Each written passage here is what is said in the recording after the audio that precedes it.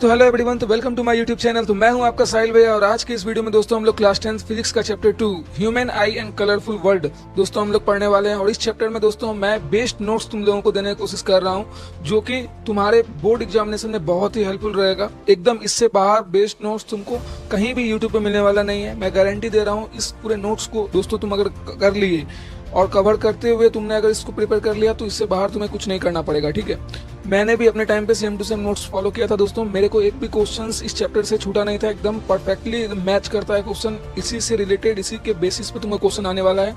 एकदम एनसीईआरटी को फॉलो करते हुए दोस्तों मैंने पूरा एकदम तुम लोगों के लिए प्रिपेयर करके लेके आया हूँ। मेरा रिक्वेस्ट यही रहेगा कि बिना स्किप किए हुए लेक्चर को देखते हुए चलना।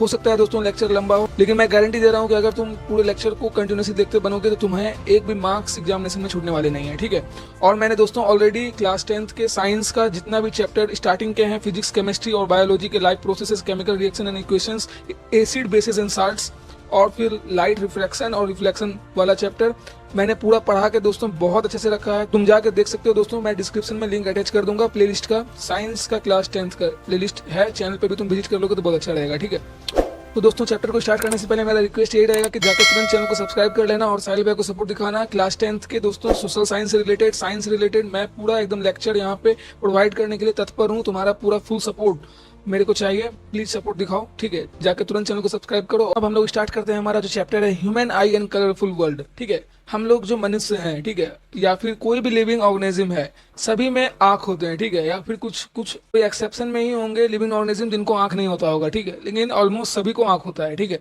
तो ये जो आंख है, ये जो हमारा आईज है, ठीक है, ये जो विजन क्रिएट करता है जब हम लोग कोई भी चीज को महसूस करते हैं। ठीक है, हम लोग कोई भी चीज को देखते हैं, आखिर ये आई है क्या। ठीक है, तुम अभी अपने स्क्रीन पे देख रहे होगे ये आई का फुल डायग्राम। ठीक है दोस्तों, ये जो डायग्राम है दोस्तों तुम्हारा, ये तुम्हारा एकदम एनसीईआरटी का है। अगर तुम एनसीईआरटी बुक खोल के बैठे हो मेरे साथ तो बहुत अच्छा बात है, तुम मैच आउट कर सकते हो, एकदम नोट्स प्रिपेयर करते हुए चलना। ठीक है, तो दोस्तों ये जो तुम्हारा आई का डायग्राम है, एकदम हूबहू जो भी फंक्शन और जो भी इसका लेबलिंग किया हुआ है, एकदम हमारे आईज के एग्जैक्टली सेम टू सेम यही चीज रहता है। ठीक है जी, कि जैसे देखो हमारा जो भी विजन है, हम लोग देखते हैं, हम लोग जो ये ब्यूटीफुल वर्ल्ड को देख रहे हैं, कलरफुल वर्ल्ड को देख रहे हैं, ये किसके वजह से देख रहे हैं? ये हमारा सब हो पा रहा है आंखों की वजह से। ठीक है, ये सिर्फ और सिर्फ आंखों की वजह से हो पा रहा है। तो तुम्हें एकदम बहुत ही ज्यादा जिज्ञासा होना चाहिए कि भाई हाँ, ये चैप्टर हम लोग पढ़ रहे हैं, बचपन से भी तुम लोग पढ़ के आ रहे होगे, 5 या 7 या 9 में तुम लोग पढ़े होगे ऑलमोस्ट। थोड़ा बहुत आई के बारे में इंट्रोडक्शन तुम लोगों ने ऑलरेडी लेके रखा होगा,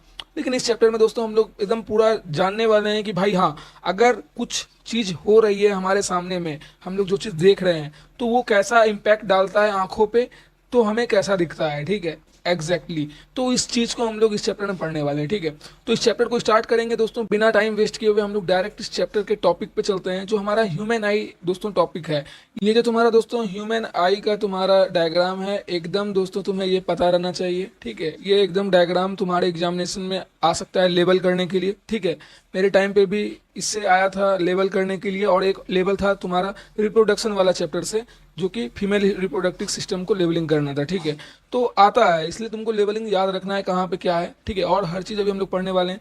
ये जो तुम देख रहे हो जितना भी लेबलिंग, सिलियरी मसल्स है, यहाँ पे रेटिना है देख रहे होगे, यहाँ पे तुम्हारा ऑप्टिक नर्व है, एकदम तुमको अभी जो जो चीज़ हम दिखाते जाएंगे और बताते जाएंगे एकदम कंटिन्यूसली ध्यान से देखते हुए चलना है, तभी तुमको एकदम समझ आएगा और मजा भी आएगा और तुम अपने से कनेक्ट कर पाओगे। तुम्हारी ये बॉडी से रिलेटेड दोस्तों ये चैप्टर है। ठीक है, तो तुम्हें ये इंटरेस्टिंग लगेगा। ठीक है, मैं इस चीज़ की गारंटी दे रहा हूँ। अब देखो यहाँ पे ये कॉर्निया है। ठीक है, ये जो लेबलिंग किया हुआ है, और फिर यहाँ पे आइरिस है, हर का वर्क क्या है, क्या फंक्शन है। देखो यहाँ पे एक्वस ह्यूमर है, यहाँ पे क्रिस्टलाइन लेंस है। ठीक है, तो ये जो भी चीजें हैं अभी हर चीज डिटेल में, और भी देखो यहाँ पे इसका लेबलिंग होता है। तुम्हें इतना लेबलिंग अभी नहीं जानना था क्लास 10th में। ठीक है, लेकिन मैंने कंस्ट्रक्शन ऑफ ह्यूमन आई का दे के रखा है। अगर बाय द वे तुमसे पूछ दिया जाता है तो ये सारा लेबलिंग तुमको याद रखना पड़ेगा इस कंस्ट्रक्शन ऑफ आई का। ठीक है, लेकिन जो तुम्हें मेनली याद रखना है जो एनसीईआरटी में दिया हुआ है ये सारा लेबलिंग। ठीक है, क्योंकि ये एनसीईआरटी का है तो एनसीईआरटी को हम लोग फॉलो कर रहे हैं। तो दोस्तों हमारा पहला टर्म है रेटिना। ठीक है, कि रेटिना आखिर क्या है, रेटिना का क्या वर्क है हमारे आंखों में। ठीक है, तो the screen on of the eye, देखो जो स्क्रीन हमारे आंखों पे है, is referred to as retina, उसी को रेफर किया जाता है रेटिना को, क्योंकि because light rays comes through the pupil. देखो यहाँ पे जो पुपिल है, यहाँ पे जो पुपिल है तुम्हारा, and passes through the lens and the converges on A screen called retina. यहाँ पे क्या हो रहा है, पुपिल से तुम्हारा लाइट रेट पासिस कर रहा है इस लेंस के थ्रू और फिर कन्वर्ज कर रहा है उस स्क्रीन पे। समझने की कोशिश करना भाई, ये क्या है भाई, ये स्क्रीन है, ठीक है। ये जो स्क्रीन है इस पे तुम्हारा क्या हो रहा है, लाइट रेज पासिस कर रहा है पहले पुपिल से, फिर उसके बाद तुम्हारे लेंसेस के थ्रू और जाके फिर कन्वर्स कर रहा है तुम्हारा जाकर के उस स्क्रीन पे। मतलब वो जो रेटिना का जो सरफेस है, ठीक है, it is a type of the screen, ठीक है। तो the screen of a eye is refer to a retina, so we can say that the retina is like a तुम्हारा स्क्रीन हो गया। तो इसलिए एकदम ध्यान रखना है कि retina is a light sensitive inner lining of a back of the eye. तो एकदम सिंपल डिफिनेशन कोई पूछेगा स्टैंड अप करके कि रेटिना भाई क्या है, तो एकदम तुमको बोलना है कि retina is a light sensitive, बहुत ज़्यादा सेंसिटिव होता है, ये बहुत ज़्यादा नाजुक होता है। इनर लाइनिंग सरफेस का ये तुम्हारा है, ठीक है, इनर लाइनिंग है तुम्हारा बैक ऑफ द आई, आई के पीछे, ठीक है। तो तुम बोलोगे भाई अब कैसे तुम्हारा लाइट रे यहाँ पे कन्वर्स कर रहा है, तो देखो ये जो पुपिल है, पुपिल से तुम्हारा लाइट रे ट्रांसफर हो रहा है, ठीक है, ट्रांसफर होकर के फिर लेंसेज के थ्रू जा करके पास कर रहा है और फिर डायरेक्ट पीछे जा करके, इसके पीछे जा करके तुम्हारा क्या हो रहा है, कन्वर्स कर रहा है। कन्वर्स करके उसी सरफेस को कहते हैं तुम्हारा रेटिना। एकदम क्लियर हो गया होगा। अब देखो भाई पुपिल आखिर क्या है, हर चीज़ के बारे में अभी हम लोग एक बाय एक, मतलब जो इंपॉर्टेंट टर्म है जो एनसीईआरटी में जिसको तुमको जानना है वो सारा चीज़ हम लोग अभी जानने वाले हैं, ठीक है। तो भाई पुपिल क्या है, तो pupil regulates and control of the amount of light entering the eyes. देखो एकदम तुम्हारा एकदम ध्यान रखना है कि यहाँ पे तुम फंक्शन भी लिख सकते हो कि पुपिल का फंक्शन ये है कि रेगुलेट करता है एंड कंट्रोल करता है कि कितना अमाउंट ऑफ लाइट तुम्हारा इंटर करेगा आंखों में, ठीक है। आंखों में कितना अमाउंट का, मतलब तुम सपोज करो तुम्हारे आंखों पे अगर ज्यादा मात्रा में लाइट रेज अगर तुम्हारे आंखों में मार दिया जाए तो तुम्हारा आंख क्यों कहता है लुक खराब हो जाएगा, तो आंख खराब तुम्हारा हो सकता है, तुम तुरंत ब्लाइंडनेस का शिकार हो सकते हो, या फिर तुम तुरंत आंख बंद कर लोगे, ठीक है। जैसे ही तुम्हारे आंखों पे ज्यादा रोशनी जाएगा तो तुम तुरंत आंख बंद कर लोगे, एकदम रियलिटी है। जैसे ही तुम्हारे आंखों पे अगर कोई टॉर्च मार देता है तो तुम तुरंत आंख बंद कर लेते हो।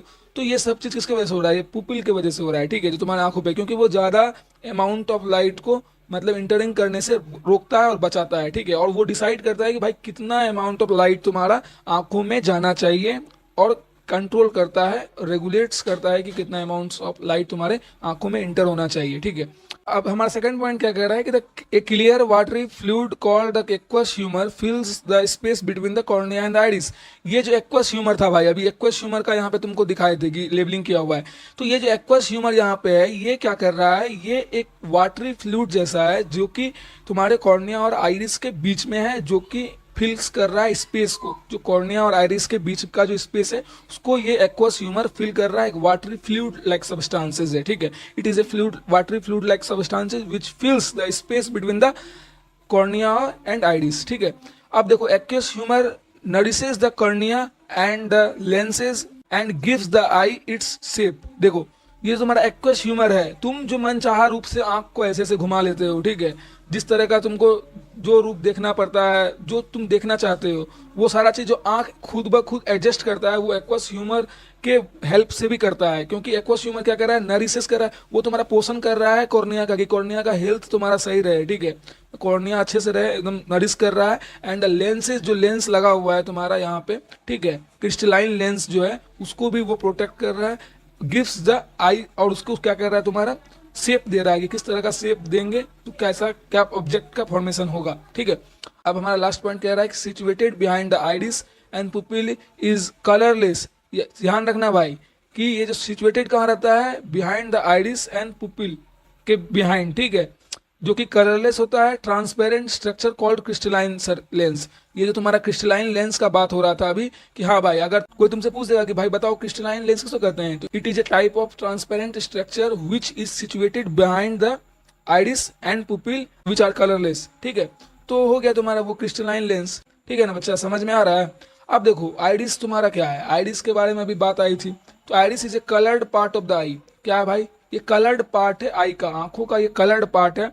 देखो हमारा सेकंड पॉइंट है, the pupil has an adjustable circular opening that is located at the centre of the iris called the pupil. तो हम लोग अभी पुपिल के बारे में ऑलरेडी डिफिनेशन देखे, प्रॉपर डिफिनेशन लिखना है तो तुम यहाँ से देख सकते हो, ठीक है। क्या है वो, एडजस्टेबल सर्कुलर ओपनिंग है जो कि लोकेटेड रहता है सेंटर ऑफ द आइरिस के बीच में। समझ में आया कि नहीं दोस्तों। अब आता है कॉर्निया के बारे में, ठीक है। कॉर्निया क्या है, the cornea is located at the front portion of the eye. देखो यहाँ पे क्या है, यहाँ पे देखो फ्रंट पोर्शन है कॉर्निया, कॉर्निया फ्रंट पोर्शन में ही तुम्हारा लोकेटेड है ना। अभी देखो यहाँ पे आंखों में तुमको बताया, यहाँ पे फ्रंट पोर्शन में तुम्हारा लोकेटेड है।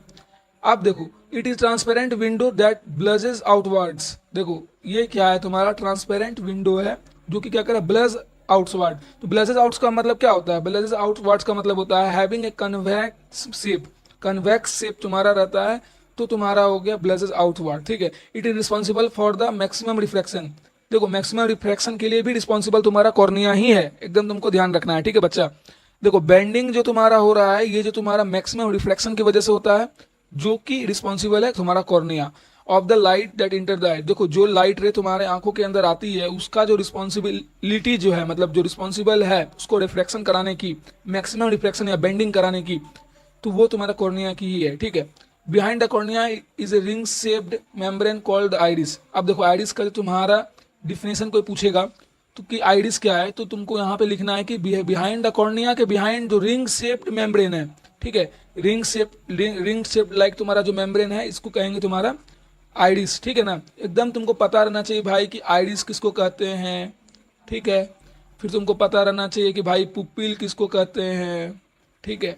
एकदम पता रहना चाहिए कि रेटिना किसको कहते हैं, ठीक है ना, एकदम पता रहना चाहिए। देखो दोस्तों, ये जो कंस्ट्रक्शन ऑफ द ह्यूमन आई तुम्हारा है, ये जो कंस्ट्रक्शन ऑफ ह्यूमन आई का तुम्हारा जो डायग्राम दिया हुआ है, तुम इसको आराम से एकदम पूरा, अगर तुमको फर्दर आगे जाके नीट का प्रिपरेशन करना वगैरह है, मेडिकल लाइन में जाना है, तो तुम्हें इसको एकदम पूरा प्रैक्टिस या याद करके रखना चाहिए, ठीक है, बहुत काम देने वाला है। और ऐसे भी अगर तुम्हारे एग्जामिनेशन में आ जाता है कि कंस्ट्रक्शन ऑफ ह्यूमन आई बताइए, तो तुम्हें ये डायग्राम बना के पूरा लेवलिंग करना होगा, ठीक है। लेवलिंग इज मस्ट, लेवलिंग तुम छोड़ नहीं सकते कोई भी बायोलॉजी के चैप्टर में, ठीक है, या फिर फिजिक्स के चैप्टर में, बायोलॉजी या फिर फिजिक्स के चैप्टर में तुम कोई भी छोड़ नहीं सकते हो, समझ में आ गया ना।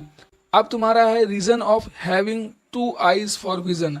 अब हमारे यहाँ पे पॉइंट है कि हम लोग देखते हैं भाई कि दो आंख हम लोग को दिया गया है विजन करने के लिए, देखने के लिए, ठीक है। मतलब बार बार मन में, मेरे भी बचपन में ख्याल आता था कि भाई ये क्या रीजन है, एक ही आंख क्यों नहीं है हम लोग को, ठीक है, एक ही आंख बीच में रहता, ठीक है, या फिर दो आंख है तो भाई चार आंख क्यों नहीं है, ठीक है, दो ही आंख क्यों है, मतलब बहुत सा ऐसा ऐसा मन में ख्याल आता है, ठीक है, बचपन में।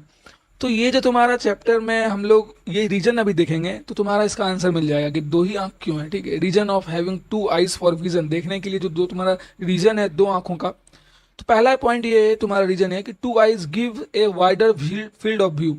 देखो ये तो हकीकत है, तुम अगर एक आंख बंद करके देखोगे कुछ भी, तो तुम्हें जो राइट साइड का चीज है तुम्हें दिखेगा, मतलब क्या, जो राइट साइड में तुम्हारा वही चीज दिखेगा अगर तुम लेफ्ट साइड का आईज क्लोज कर रहे हो तो, ठीक है। मेरा लेफ्ट तुम्हारा राइट होगा, मेरा राइट तुम्हारा लेफ्ट होगा, क्योंकि हम अपोजिट बैठे हुए हैं, ठीक है। तो इस वजह से एकदम तुम देख सकते हो भाई, अगर तुम लेफ्ट बंद करोगे तो तुम्हारा राइट पोर्शन का ज्यादा दिखेगा वाइडर रेंज, और राइट बंद करोगे तो लेफ्ट पोर्शन का तुम्हारा ज्यादा वाइडर रेंज दिखेगा, ठीक है। तो इस वजह से जो तुम्हारा ये दोनों आंख है जो तुम देखते हो, तो यहाँ पे जो इतना भी एंगल ऑफ डिग्री बन रहा है, ठीक है, तो ये परफेक्ट तुम्हें वाइडर रेंज एक व्यू प्रोवाइड कर रहा है, ठीक है। तो पहला रीजन हमारा ये हो गया कि it's provide a perfect wider field of view, ठीक है। Two eyes enables us to जज द डिस्टेंस मोर एक्यूरेटली। देखो हमेशा याद रखना कि देखो तीन या चार आंख भी हो सकता था भाई, या फिर तो एक ही आंख हो सकता था। तो इसका नहीं भी होने का रीजन ये है कि जो हम लोग डिस्टेंस को जज कर पाते हैं अच्छे तरीके से, ठीक है, कि भाई हाँ वहां तक जो हमको जहां तक दिख रहा है डिस्टेंस, भाई कहाँ पे क्या है, जो एक प्रॉपरली दिखना चाहिए एक्यूरेटली, ठीक है। डिस्टेंस का जो अनुमान हम लोग लगाते हैं, वो जो जजमेंट है कि भाई हाँ वहां तक हमको प्रॉपरली दिख रहा है, तो ये दो ही आंख के द्वारा एकदम एक्यूरेटली हो सकता है, ठीक है। अगर तुम तीन चार भी रहेगा तो तुम कंफ्यूज हो जाओगे, ठीक है। तो इस वजह से तुम्हारा दो आई बहुत ही अच्छा एक्यूरेटली जजमेंट प्रोवाइड करता है डिस्टेंस को मेजर या डिसाइड करने के लिए, ठीक है। अब आता है दोस्तों ऑप्शन कैटेरैक्ट, ठीक है। कैटेरैक्ट क्या है, यहाँ पे एक ऑप्शन है कैटेरैक्ट का, the condition in which the lens of the eye of a person becomes cloudy and milky resulting in blood vision is called cataract. देखो कैटेरैक्ट होता है तुम्हारा, सुनते होगे तुम लोग मोतियाबिंद, ठीक है, ठीक है कि नहीं, एकदम तुम्हारा आंखों के बीच में क्या क्या होता है ना कि वाइट वाइट आ जाता है, जो तुम्हारा पुपिल है, ठीक है, ये जो तुम्हारा काला काला बीच में दिखता है डॉटेड स्पॉट लाइक, तो वो तुम्हारा एकदम उजला हो जाता है।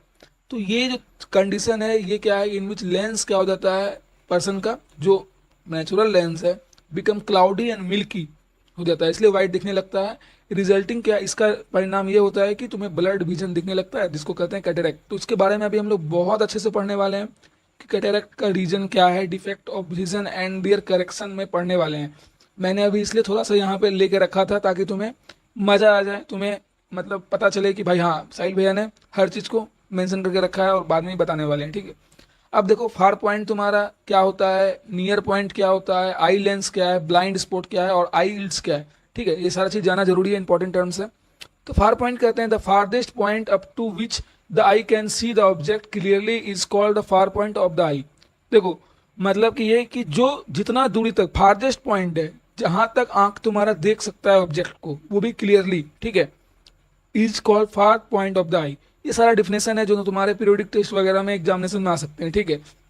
एकदम इसका एकदम अनिवार्य रहता है, तुम्हारे टीचर सब जानबूझ के दे देते हैं ताकि तुम्हें पता तो रहे क्या पढ़े हो नहीं पढ़े हो भाई, चेकिंग करने के लिए, ठीक है। The far point for the healthy human I is infinity, ठीक है, एकदम ध्यान रखना। फार पॉइंट हेल्दी ह्यूमन का, हेल्दी ह्यूमन की बात हो रही है यहाँ पे, जिसको कोई बीमारी नहीं है, ठीक है। हेल्दी ह्यूमन उसी को कहते हैं जिसको कोई बीमारी नहीं है, कोई बीमारी मतलब समझते हो पूर्ण रूपेण वो स्वस्थ इंसान है, ठीक है। तो उसका क्या है, आई का तुम्हारा फार पॉइंट इन्फिनिटी है, ठीक है, इन्फिनिटी एकदम याद रखना है। नियर पॉइंट क्या है भाई, एकदम कम से कम least distance of distinct vision क्या है। फार पॉइंट तो चलो हेल्दी पर्सन का तुम्हारा इन्फिनिटी है, लेकिन नियर पॉइंट क्या है फॉर ए हेल्दी पर्सन के लिए या हेल्दी ह्यूमन आई के लिए, तो नियर पॉइंट है 25 सेंटीमीटर, एकदम ध्यान रखना है, ठीक है बच्चा, 25 सेंटीमीटर है। The minimum distance eight which an object placed can be seen clearly without strain is called near point. एकदम याद रखना है, कोई डिफिनेशन पूछेगा कि भाई बताओ नियर पॉइंट का क्या होगा डिफिनेशन, तो डिफिनेशन बताना है कि ऐसा डिस्टेंस जो कि जहां तक मतलब ऑब्जेक्ट तुम्हारा क्लियरली बिना कोई स्ट्रेन के, बिना कोई दबाव के आंख के, ठीक है, बिना कोई मतलब तकलीफ दिए आंख को, हल्का सा भी मतलब तकलीफ या देना ना पड़े तुम्हारे आंखों को कि भाई हाँ आंख गड़ा के देख रहे हैं, आंख पूरा निकाल के देख रहे हैं दूर तक, नहीं, एकदम विदाउट एनी स्ट्रेन लिखना यहाँ पे जरूरी है, नियरेस्ट या least distance of distinct vision के तुम्हारे डिफिनेशन में, ठीक है, कि तुम्हारा विदाउट स्ट्रेन जो भी तुम ऑब्जेक्ट को देख पा रहे हो उसको कहेंगे मतलब तुम्हारा नियर पॉइंट, मतलब it is A minimum distance eight which an object placed can be seen clearly without any strain, ठीक है, समझ में आ गया ना। इसको तुम्हारा नियरेस्ट पॉइंट या least point of distinct vision, तो इस दोनों का मतलब एक ही होता है, नियरेस्ट पॉइंट या फिर least point of distinct vision, एकदम ध्यान रखना है, ठीक है। तो फॉर हेल्दी पर्सन के तुम्हारा 25 सेंटीमीटर है, ठीक है। तो अब तुम सोच रहे हो कि भाई हम तो दूर तक देख पाते हैं, थोड़ा अच्छा से देख लेते हैं, तो नहीं भाई, एक्सपेरिमेंटली किया गया हुआ है कि 25 सेंटीमीटर तक ही तुम्हारा बिना कोई स्ट्रेन दिए ही देख पा रहे हो, ठीक है। तुम कुछ भी अगर ज़्यादा उससे ज़्यादा देख पा रहे हो तो इसका मतलब है कि तुम आंखों पे तुम्हारा हल्का सा भी स्ट्रेन तो पड़ ही रहा है जो तुमको महसूस नहीं हो रहा है, ठीक है, समझ में आ गया ना। अब आई लेंस क्या है भाई, आई लेंस जो हम लोग देखते हैं, ठीक है, a eye lens is compose of fibrous jelly like material, ये तुम्हारा फाइबरस जेली लाइक मटेरियल है। Its focal length can be change by ciliary muscles by pressing और स्ट्रेचिंग इट। देखो इसका फोकल लेंथ चेंज होते रहता है। आई लेंस के बारे में कोई पूछेगा तो आई लेंस के बारे में लिखना कि it is a type of a material which is composed of fibrous jelly like material, ठीक है। तो आई लेंस उसको कहेंगे, it is type of a lens which is composed of fibrous jelly like material, ठीक है। तो वहाँ पे तुम लिखना, और उसके साथ साथ कि उसका फोकल लेंथ कभी भी हम लोग चेंज कर सकते हैं बाय सिलियरली मसल्स को प्रेस करके, स्ट्रेच करके, ठीक है। ब्लाइंड स्पॉट अब तुम्हारा क्या है भाई, blind spot is a small region where the optic nerve and retina meets. देखो ये तुम्हारा क्या है, एकदम परफेक्ट डिफिनेशन और इजी डिफिनेशन है। ब्लाइंड स्पॉट तुम्हारा वो रीजन है जहाँ पे ऑप्टिक नर्व और रेटिना का मिलाप होता है, ठीक है, मतलब मीट होता है। It has no sensory organ, एकदम ध्यान रखना भाई, तुमसे अगर कोई एमसीक्यू में आ जाएगा क्वेश्चन कि कौन सा ऐसा स्पॉट है या फिर क्या है आई में ऐसा पार्ट जो कि जिसके पास सेंसरी ऑर्गन नहीं होता है, ठीक है। तो ब्लाइंड स्पॉट इज तुम्हारा पार्ट है जो जिसके पास कोई सेंसरी ऑर्गन्स नहीं होता, it has no sensory organ.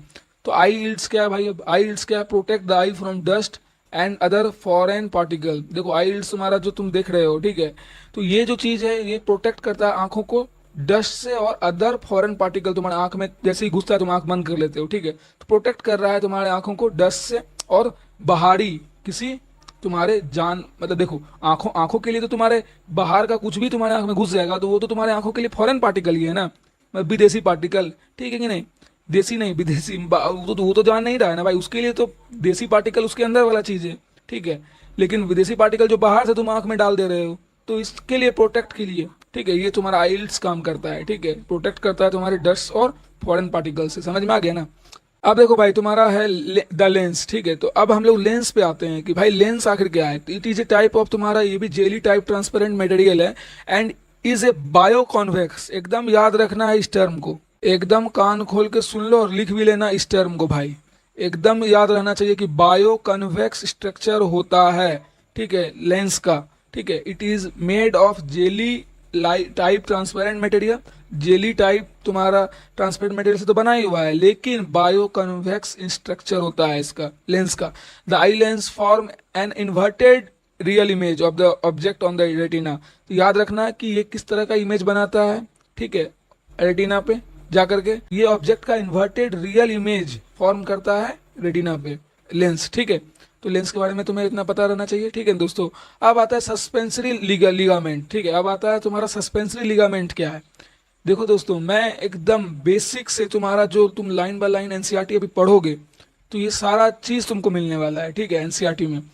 लेकिन तुम अगर इस साहिल भैया का वीडियो देखते हुए चल रहे हो तो मैं इस चीज का गारंटी दूंगा कि तुम्हें एनसीईआरटी पढ़ने के बाद तुमको रीड आउट करना चाहिए एनसीईआरटी। लेकिन जो बच्चे एनसीईआरटी रीड आउट करने से तुम कतराते हैं, जो रीड आउट नहीं करना चाहते, तो उसके लिए एकदम ब्रह्मास्त्र है ये चैप्टर, ठीक है। ये नोट्स ब्रह्मास्त्र है एकदम, एनसीईआरटी का हूबहू मैंने हर चीज एकदम सब कुछ बता के रखा है, कुछ इससे बाहर नहीं आने वाला है 10th क्लास में। समझ में आ गया ना बच्चा। अब देखो सस्पेंसरी लिगामेंट जो है ये क्या है, सिलियरली मसल्स है and the lens supported by the suspensory ligament. देखो जो सिलियरली मसल्स और lens supported by suspensory ligament के द्वारा, उसको कहेंगे तुम्हारा सस्पेंसरी लिगामेंट। और सस्पेंसरी लिगामेंट किसको कहेंगे, प्रॉपर डिफिनेशन क्या होगा। तो हमारा सेकंड पॉइंट में, suspensory ligament are elastic like structure present in eye that helps to keep the lens in its position. एकदम याद रखना भाई कि ये जो सस्पेंसरी लिगामेंट है ये इलास्टिक लाइक स्ट्रक्चर है बच्चा, जो कि प्रेजेंट रहता है तुम्हारे आंखों में, जो कि हेल्प आउट करता है तुम्हारे लेंस को इसके पोजीशन में रखने के लिए। नहीं तो तुम्हारा लेंस इधर उधर भागते रहेगा ना। तो इस वजह सस्पेंसरी लिगामेंट का तुम्हारा बात है, समझ में आया ना। ये तुम्हारा फंक्शन है। तो अभी हर चीज देखेंगे हम लोग फिर से, इसका फंक्शन में तुम लिख सकते हो ये चीज, ठीक है। The other end end of suspensory ligament is connected to the ciliary muscle. देखो अदर एंड सस्पेंसरी लिगामेंट का क्या है, कनेक्टेड रहता है सिलियरली मसल्स से, ठीक है बच्चा। ये तुम्हारा अदर एंड है सस्पेंसरी लिगामेंट का, ये तुम्हारा सिलियरली मसल से कनेक्टेड रहता है। देख लो यहाँ पे सस्पेंसरी लिगामेंट है ना, यहाँ पे देखो। भैया को बोलना मत कि भैया आपने कुछ प्रोवाइड करके नहीं रखा। देखो मैंने इसलिए ऑलरेडी, हम जानते थे इस सारा टर्म तुमको आएगा तो तुम देखना चाहोगे कि भाई हाँ आंख में कहाँ पे सस्पेंसरी लिगामेंट है। तो देखो भाई सस्पेंसरी लिगामेंट यहाँ पे है, ठीक है। देखो एनसीईआरटी वालों ने नहीं दिया था ना सस्पेंसरी लिगामेंट यहाँ पे, लेकिन इसलिए मैंने स्ट्रक्चर ऑफ, तुम्हें जो कंस्ट्रक्शन ऑफ ह्यूमन आई है वो पता रहना चाहिए, ठीक है बच्चा। देखो यहाँ पे तुम्हारा ब्लाइंड स्पॉट भी था, देखो यहाँ पे तुम्हारा ब्लाइंड स्पॉट था, ठीक है। तो इसका स्क्रीनशॉट लेके एकदम रख लेना, ठीक है ना बच्चा। अब देखो तुम्हारा चलते हैं हम लोग सिलियरली मसल। सिलियरली मसल्स आखिर क्या है, तो सिलियरली मसल क्या है, it is around the lens. ये तुम्हारा लेंस के अराउंड रहता है और तुम्हारा ciliary muscles determine the shape of the lens. सही बात है, सिलियरली मसल्स हेल्प करता है, उस समय भी देखे थे हल्का इसके बारे में ओवरव्यू कि ये हेल्प आउट करता है तुम्हें तुम्हारा लेंस के शेप को डिटरमाइन करने के लिए, ठीक है। The help in adjusting the focal length of a lens by contracting और relaxing vitreous humor lies behind the lens and form the bulk of the eye, ठीक है। ये क्या करता है, हेल्प करता है एडजस्टिंग फोकल लेंथ को भी। ये जो तुम्हारा सिलियरली मसल है ये हेल्प करता है, हेल्प आउट करता है एडजस्टिंग फोकल लेंथ को एडजस्ट करने में लेंस का, बाय किस क्या करके, कंट्रैक्टिंग करके या रिलैक्सिंग करके विट्रस ह्यूमर को, ठीक है। और लाइज जो कि देखो विटेरियस ह्यूमर जो तुम्हारा है ये कहाँ पे लाइज करता है, lies behind the lens and form the bulk of the eye. देखो बिहाइंड लेंस के बिहाइंड या लेंस के बिहाइंड ये तुम्हारा देखो विट्रियस ह्यूमर यहाँ पे है ना बच्चा, विट्रियस ह्यूमर। तो ये विट्रियस ह्यूमर तुम्हारा लाई करता है बिहाइंड लेंस के बिहाइंड और उसके बाद forms the bulk of the eye, ठीक है। It is dense clearly jelly like fluid. Ciliary muscle क्या है भाई, तो सिलियरी मसल के बारे में कि ये एक dense clearly jelly like fluid है which helps to maintain the shape of the eye and it also refracts light into retina. और ये ऑल्सो हेल्प आउट करता है तुम्हारा रिफ्रैक्ट मतलब लाइट के रिफ्रैक्शन को जो तुम्हारे रेटिना पे हो रहा है, ठीक है। तो एकदम ये सारा चीज पॉइंट याद रखना है, एकदम पॉइंट वाइज आंसर देना है, कान खोल के सुन लो, ठीक है। सिर्फ एसएसटी में ही मैं नहीं बोलता कि पॉइंट वाइज तुम्हें आंसर देना है। सीबीएसई के एग्जामिनेशन में जो बच्चे पॉइंट वाइज आंसर नहीं दे रहे हैं भाई उनको मार्क्स एकदम कम आना निश्चित है, ठीक है। साइंस के एग्जामिनेशन में जो मार्किंग स्कीम है तुम पॉइंट वाइज हर आंसर को लिखो, ठीक है, एकदम तुमको मार्क्स आने वाला है, ठीक है बच्चा। क्योंकि टीचर उतना तुम्हारा जो पैराग्राफ टाइप है वो तुम्हारा पढ़ने नहीं जाता है, इसलिए मैंने हर चीज के बारे में पॉइंट वाइज प्रोवाइड कर रखा है, ताकि तुम नोट्स भी बनाओ तो तुम्हारा जो आदत है वो पॉइंट वाइज हो जाए लिखने का, ठीक है। ऑप्टिक नर्व्स तुम्हारा क्या है भाई? ऑप्टिक नर्व्स है तुम्हारा, there are some nerves that connect the retina with the brain and it's called optic nerve. तो देखो समझने की कोशिश करना, ऑप्टिक नर्व का बहुत बड़ा रोल है।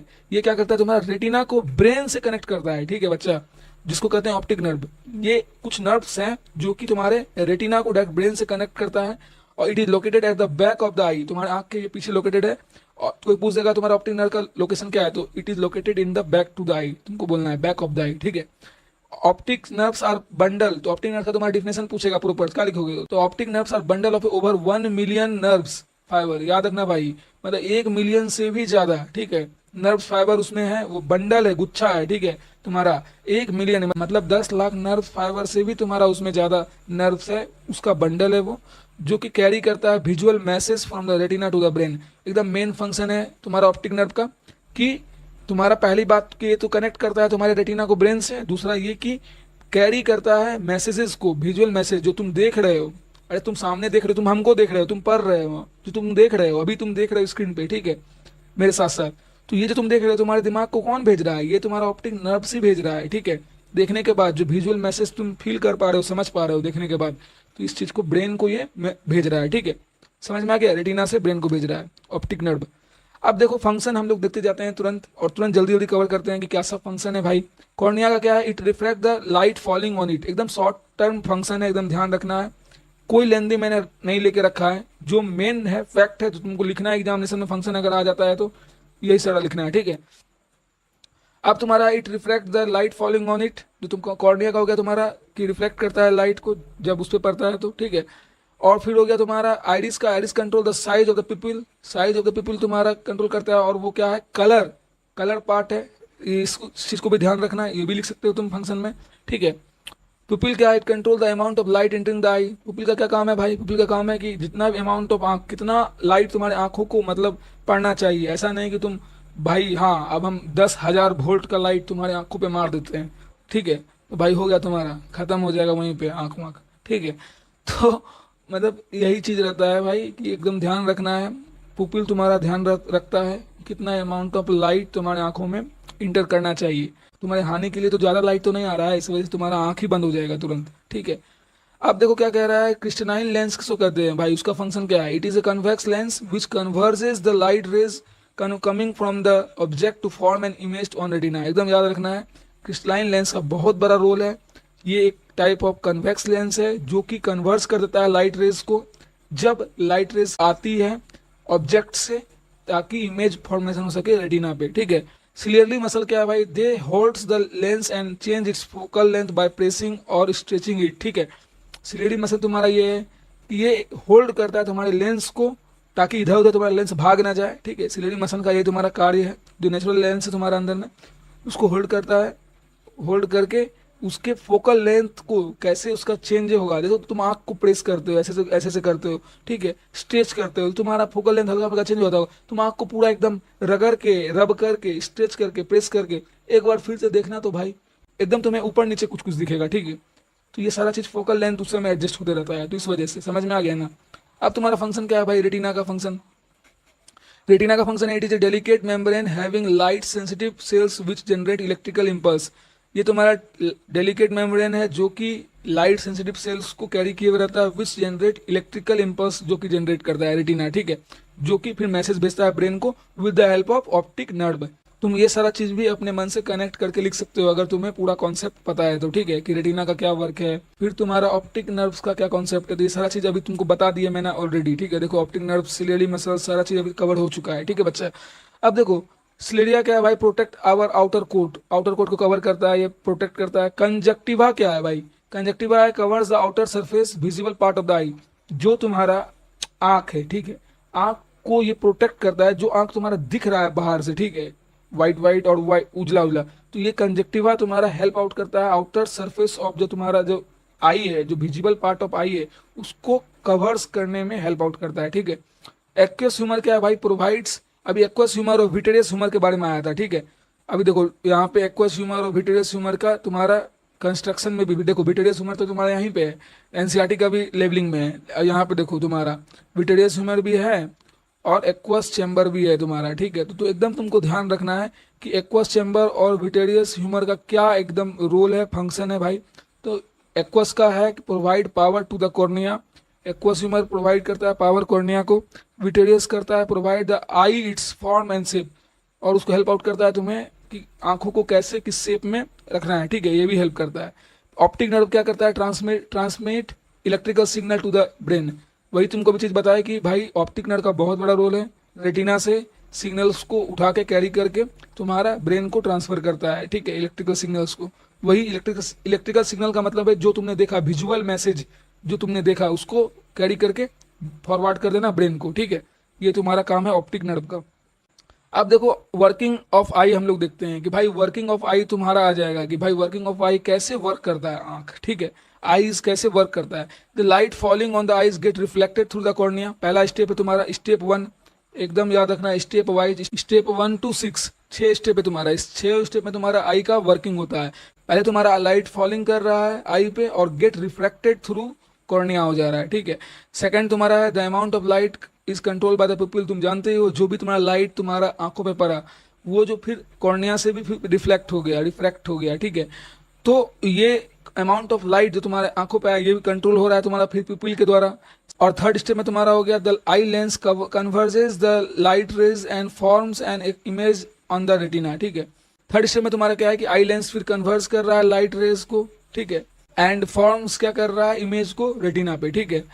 आई लेंस फिर उसके बाद आई लेंस का वर्किंग आ जाता है पुपिल के बाद कि आई रेज तुम्हारा कन्वर्ट कर दिया लाइट रे को, फिर उसके बाद इमेज का फॉर्मेशन करवा दिया रेटिना पे। Focal length of the lens is control by ciliary muscle. तो वो जो तुम्हारा प्रोसेस है इमेज फॉर्मेशन का, तो उसमें तुमने तो फोकल लेंथ का जो सिचुएशन है कि किससे कैसे क्या कंट्रोल होगा ये सिलियरी मसल्स कर दे रहा है, ठीक है, स्टेप्स सारा है। फिर retina convert the light ray signal into electrical signal which are sent by optic nerves to the brain. तो फिर उसके बाद रेटिना क्या कर रहा है, कन्वर्ट कर दे रहा है लाइट रेस को तुम्हारा इनटू इलेक्ट्रिकल सिग्नल में, जो कि तुम्हारा ऑप्टिक नर्व्स के थ्रू ब्रेन में चला जाता है, ठीक है, which are sent by optic nerve to the brain, ठीक है। अब तुम्हारा लास्ट स्टेप है कि the brain interpret the signal and we see the object as it is. देखो वही चीज बात है, एकदम पूरा बात देखो, पांचों स्टेप था तुम्हारा, छठा स्टेप में क्या है, कितना सुंदर सी बात है। ये सारा स्टेप होने के बाद हम लोग जो ऑब्जेक्ट जैसा दिखता है वैसा देख पाते हैं, क्योंकि उसी जो मैसेज कैरी किया गया रेटिना के द्वारा और ट्रांसमिट किया गया, ट्रांसफर किया गया by the help of optic nerves with two the brain, ठीक है, ब्रेन को। तो वही चीज हम जो सामने रखा रहता है वो चीज हमें ये दिखलाता है, ठीक है, हमारे आंखों के द्वारा। तो नेचर का कितना अच्छा देन है कि हम लोग इतना ब्यूटीफुल कलरफुल वर्ल्ड को इस आंखों से देख पा रहे हैं, ठीक है। देखो अब हमारा आता है next term power of accommodation. इसका मतलब क्या होता है, the ability of an eye to focus the distant object as well as near by object on the retina clearly by changing the focal length of the lens is called power of the accommodation. मतलब क्या है, इसका मतलब ये है कि ये एक एबिलिटी है अपने आंखों का। पावर ऑफ एकोमोडेशन कुछ और चीज, कोई बड़ा तोप नहीं है, ये एक एबिलिटी है तुम्हारे आंखों का जो टू फोकस द ऑब्जेक्ट, जो डिस्टेंस में रखा हुआ ऑब्जेक्ट है उसको फोकस करके रखना, और as well as near by object, जो नजदीक में भी तुम्हारा ऑब्जेक्ट रखा हुआ है। भाई ये जो तुम देख रहे हो, ये जो हम देख रहे हैं, इसको देख रहे हैं तो इस पे फोकस हो जा रहा है और पूरा बैकग्राउंड तुम्हारा ब्लर हो जा रहा है। नोटिस करके देखना, तुम कोई ऑब्जेक्ट को तुम अपने हाथ में ले लो और उस पे देखो और बैकग्राउंड में फिर महसूस करने की कोशिश करो, जो भी चीज है वो तुम्हें क्लियर नहीं दिखेगा, लेकिन इस पे फोकस हो रहा है। तो इसका किसका देन है, ये तुम्हारा पावर ऑफ एकोमोडेशन का देन है, ठीक है। अभी हम इसको देख रहे हैं तो ये तुम्हारा तुम क्लियर दिख रहा है, इस पेन को दिख रहे हैं तो, और तुम्हारा बैकग्राउंड में जो है वो तुम्हारा क्या है, ब्लर दिख रहा है। तो यही चीज पावर ऑफ एकोमोडेशन करता है कि नियर बाय अगर कोई ऑब्जेक्ट को देख रहे हैं तो उसको क्लियर दिखाता है बाय फोकस करके, तुम्हारा रेटिना पे क्लियर इमेज का फॉर्मेशन करवाता है bye changing the focal length करके, ठीक है, लेंस का फोकल लेंथ को चेंज करके एकदम करवाता है ये पावर ऑफ एकोमोडेशन, ठीक है। फोकस करता है और फिर तुम्हारा इमेज का फॉर्मेशन करवाता है तुम्हारा फोकल लेंथ को चेंज करके लेंस का, ठीक है।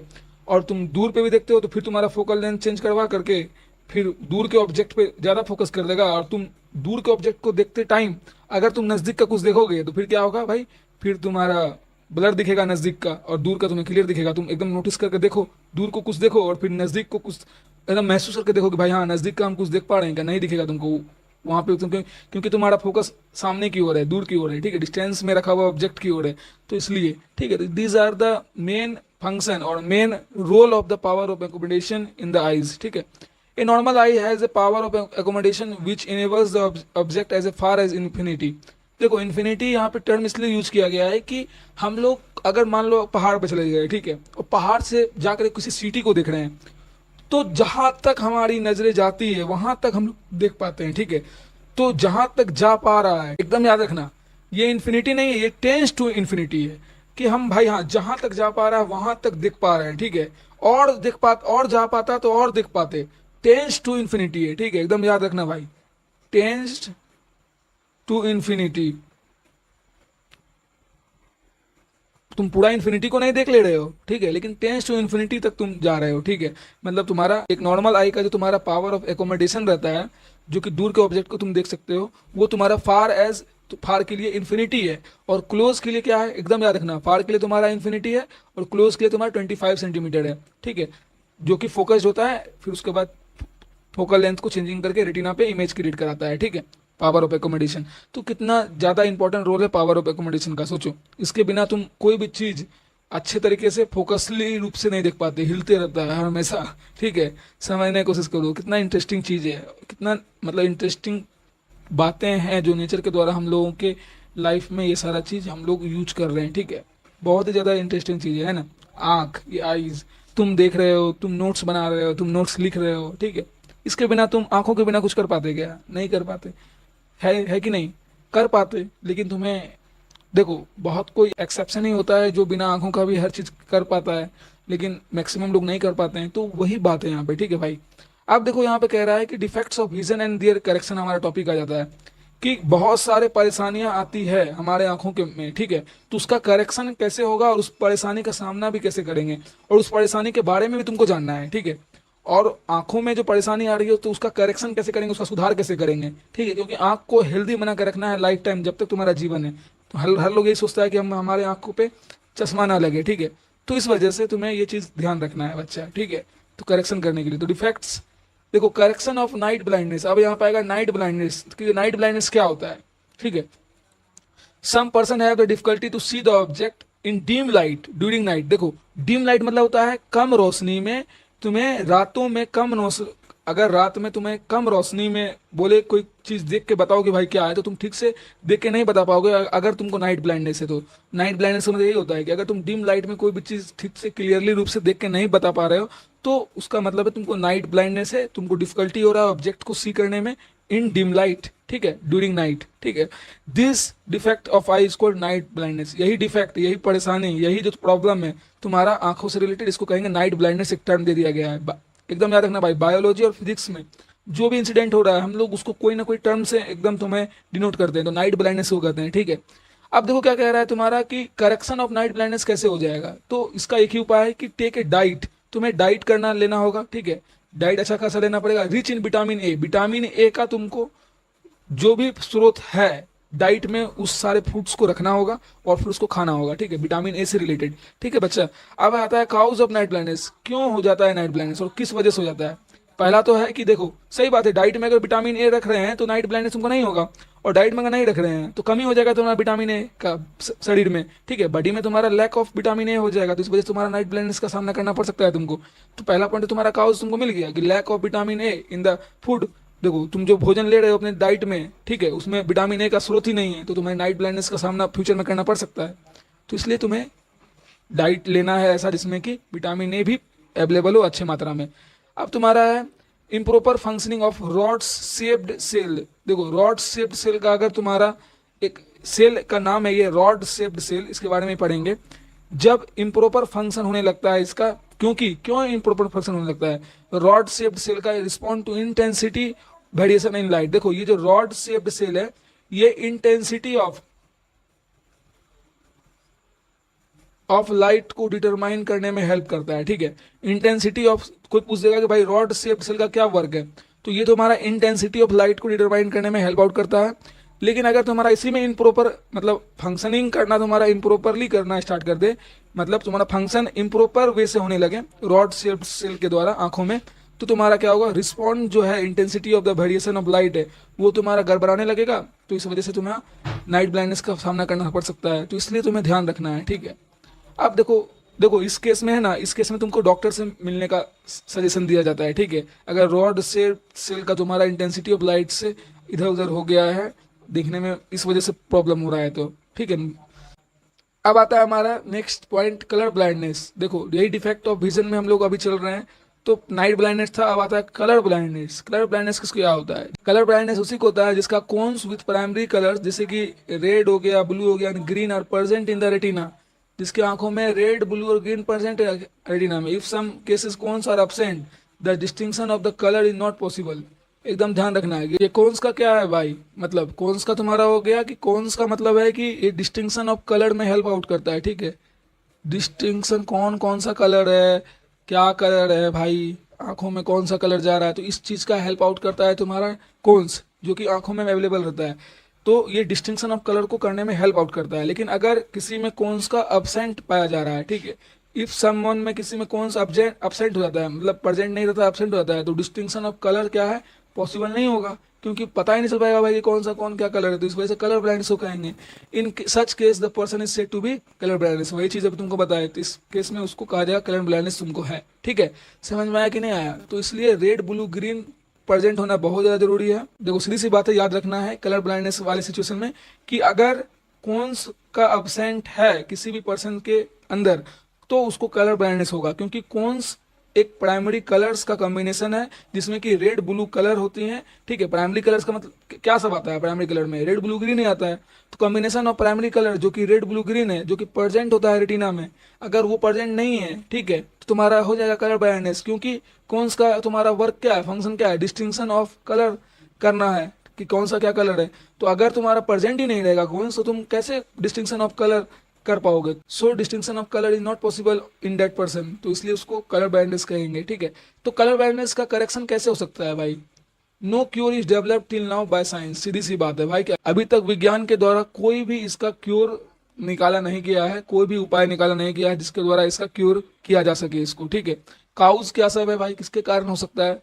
एक absence of colour रिस्पॉन्सिंग cone cells in retina.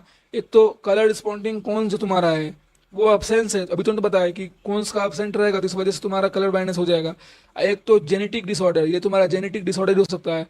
एक तो तुम्हारा जेनेटिक डिसऑर्डर हो सकता है, एक तो तुम्हारा कौन का अब्सेंट की वजह से। जेनेटिक डिसऑर्डर मतलब क्या, तुम्हारे माता पिता पूर्वज से ही चलते आ रहा है कि भाई किसी ना किसी एक में तुम्हारा किसी माता पिता को तुम्हारे कलर ब्लाइंडनेस था तो तुमको भी हो गया, ठीक है। तो ये जेनेटिक डिसऑर्डर है भाई, इसका कोई उपाय अभी तक नहीं निकाला गया है साइंस के द्वारा। There is no cure is developed till now by science, ठीक है। तो दोस्तों अब हमारा नेक्स्ट डिफेक्ट है एस्टिग्मेशन, ठीक है। तो एस्टिग्मेशन में क्या हो रहा है कि it is a defect of a eye due to which the horizontal and the vertical views of an object are not seen with the same equal clarity. मतलब बात को समझने की कोशिश करो भाई, एकदम तुमको याद हो जाएगा ये चीज की। एस्टिग्मेशन में क्या हो रहा है कि ये एक डिफेक्ट है तुम्हारे आंखों का, जिसमें कि तुम्हें ना ऊपर का ना तुम्हें नीचे का, ठीक है, ऊपर नीचे तुम्हें कुछ मतलब क्लियरली नहीं दिखेगा ऑब्जेक्ट। जो यार तुम्हारे सामने में जो तो ऑब्जेक्ट ही है ना, उसको तुम ना वर्टिकली देख पाओगे ठीक से और ना ही तुम हॉरिजॉन्टली देख पाओगे ठीक से, ठीक है। और क्लैरिटी तुम्हें रहेगा ही नहीं, ना तुम ऐसे देख पा रहे हो ठीक से, ना तुम ऐसे देख पा रहे हो ठीक से, वर्टिकली ना ही horizontally.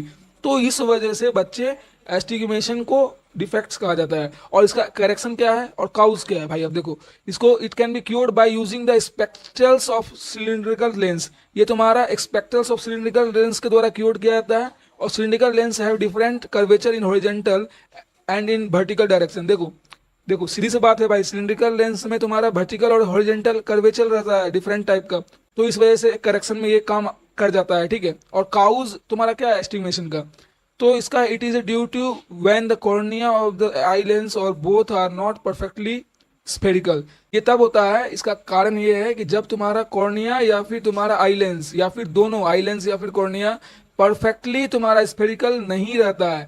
The cornea is different curvature in the different direction. और कॉर्निया को क्या होता है, डिफरेंट तुम्हारा कर्वेचर रहता है डिफरेंट डायरेक्शन में। तो इस वजह से तुम्हारा ना ही तुम्हारा हॉरिजॉन्टल ठीक से देख पाओगे क्लैरिटी से और ना ही तुम वर्टिकल देख पाओगे क्लैरिटी से, ठीक है। तो इस वजह से इसको एस्टिग्मेशन, ये this are the defects which is cured by the spectral of cylindrical lens. तुम्हें पता जाना चाहिए कि कौन कौन से डिफेक्ट्स हैं, उनके बारे में, उनके क्योर के बारे में, मतलब करेक्शन के बारे में, और काउज के बारे में। ठीक है बच्चा। तो दोस्तों यहाँ पे हमारा आ गया नेक्स्ट डिफेक्ट कैटरेक्ट, जो कि एकदम 100% गारंटी रहता है कि तुम्हारे एग्जामिनेशन में आने वाला है, क्योंकि मेरे टाइम में भी ये कैटरेक्ट के बारे में आया था। एकदम रिपीटेड क्वेश्चन है दोस्तों कि कैटरेक्ट का क्वेश्चन आता ही आता है ये डिफेक्ट के बारे में।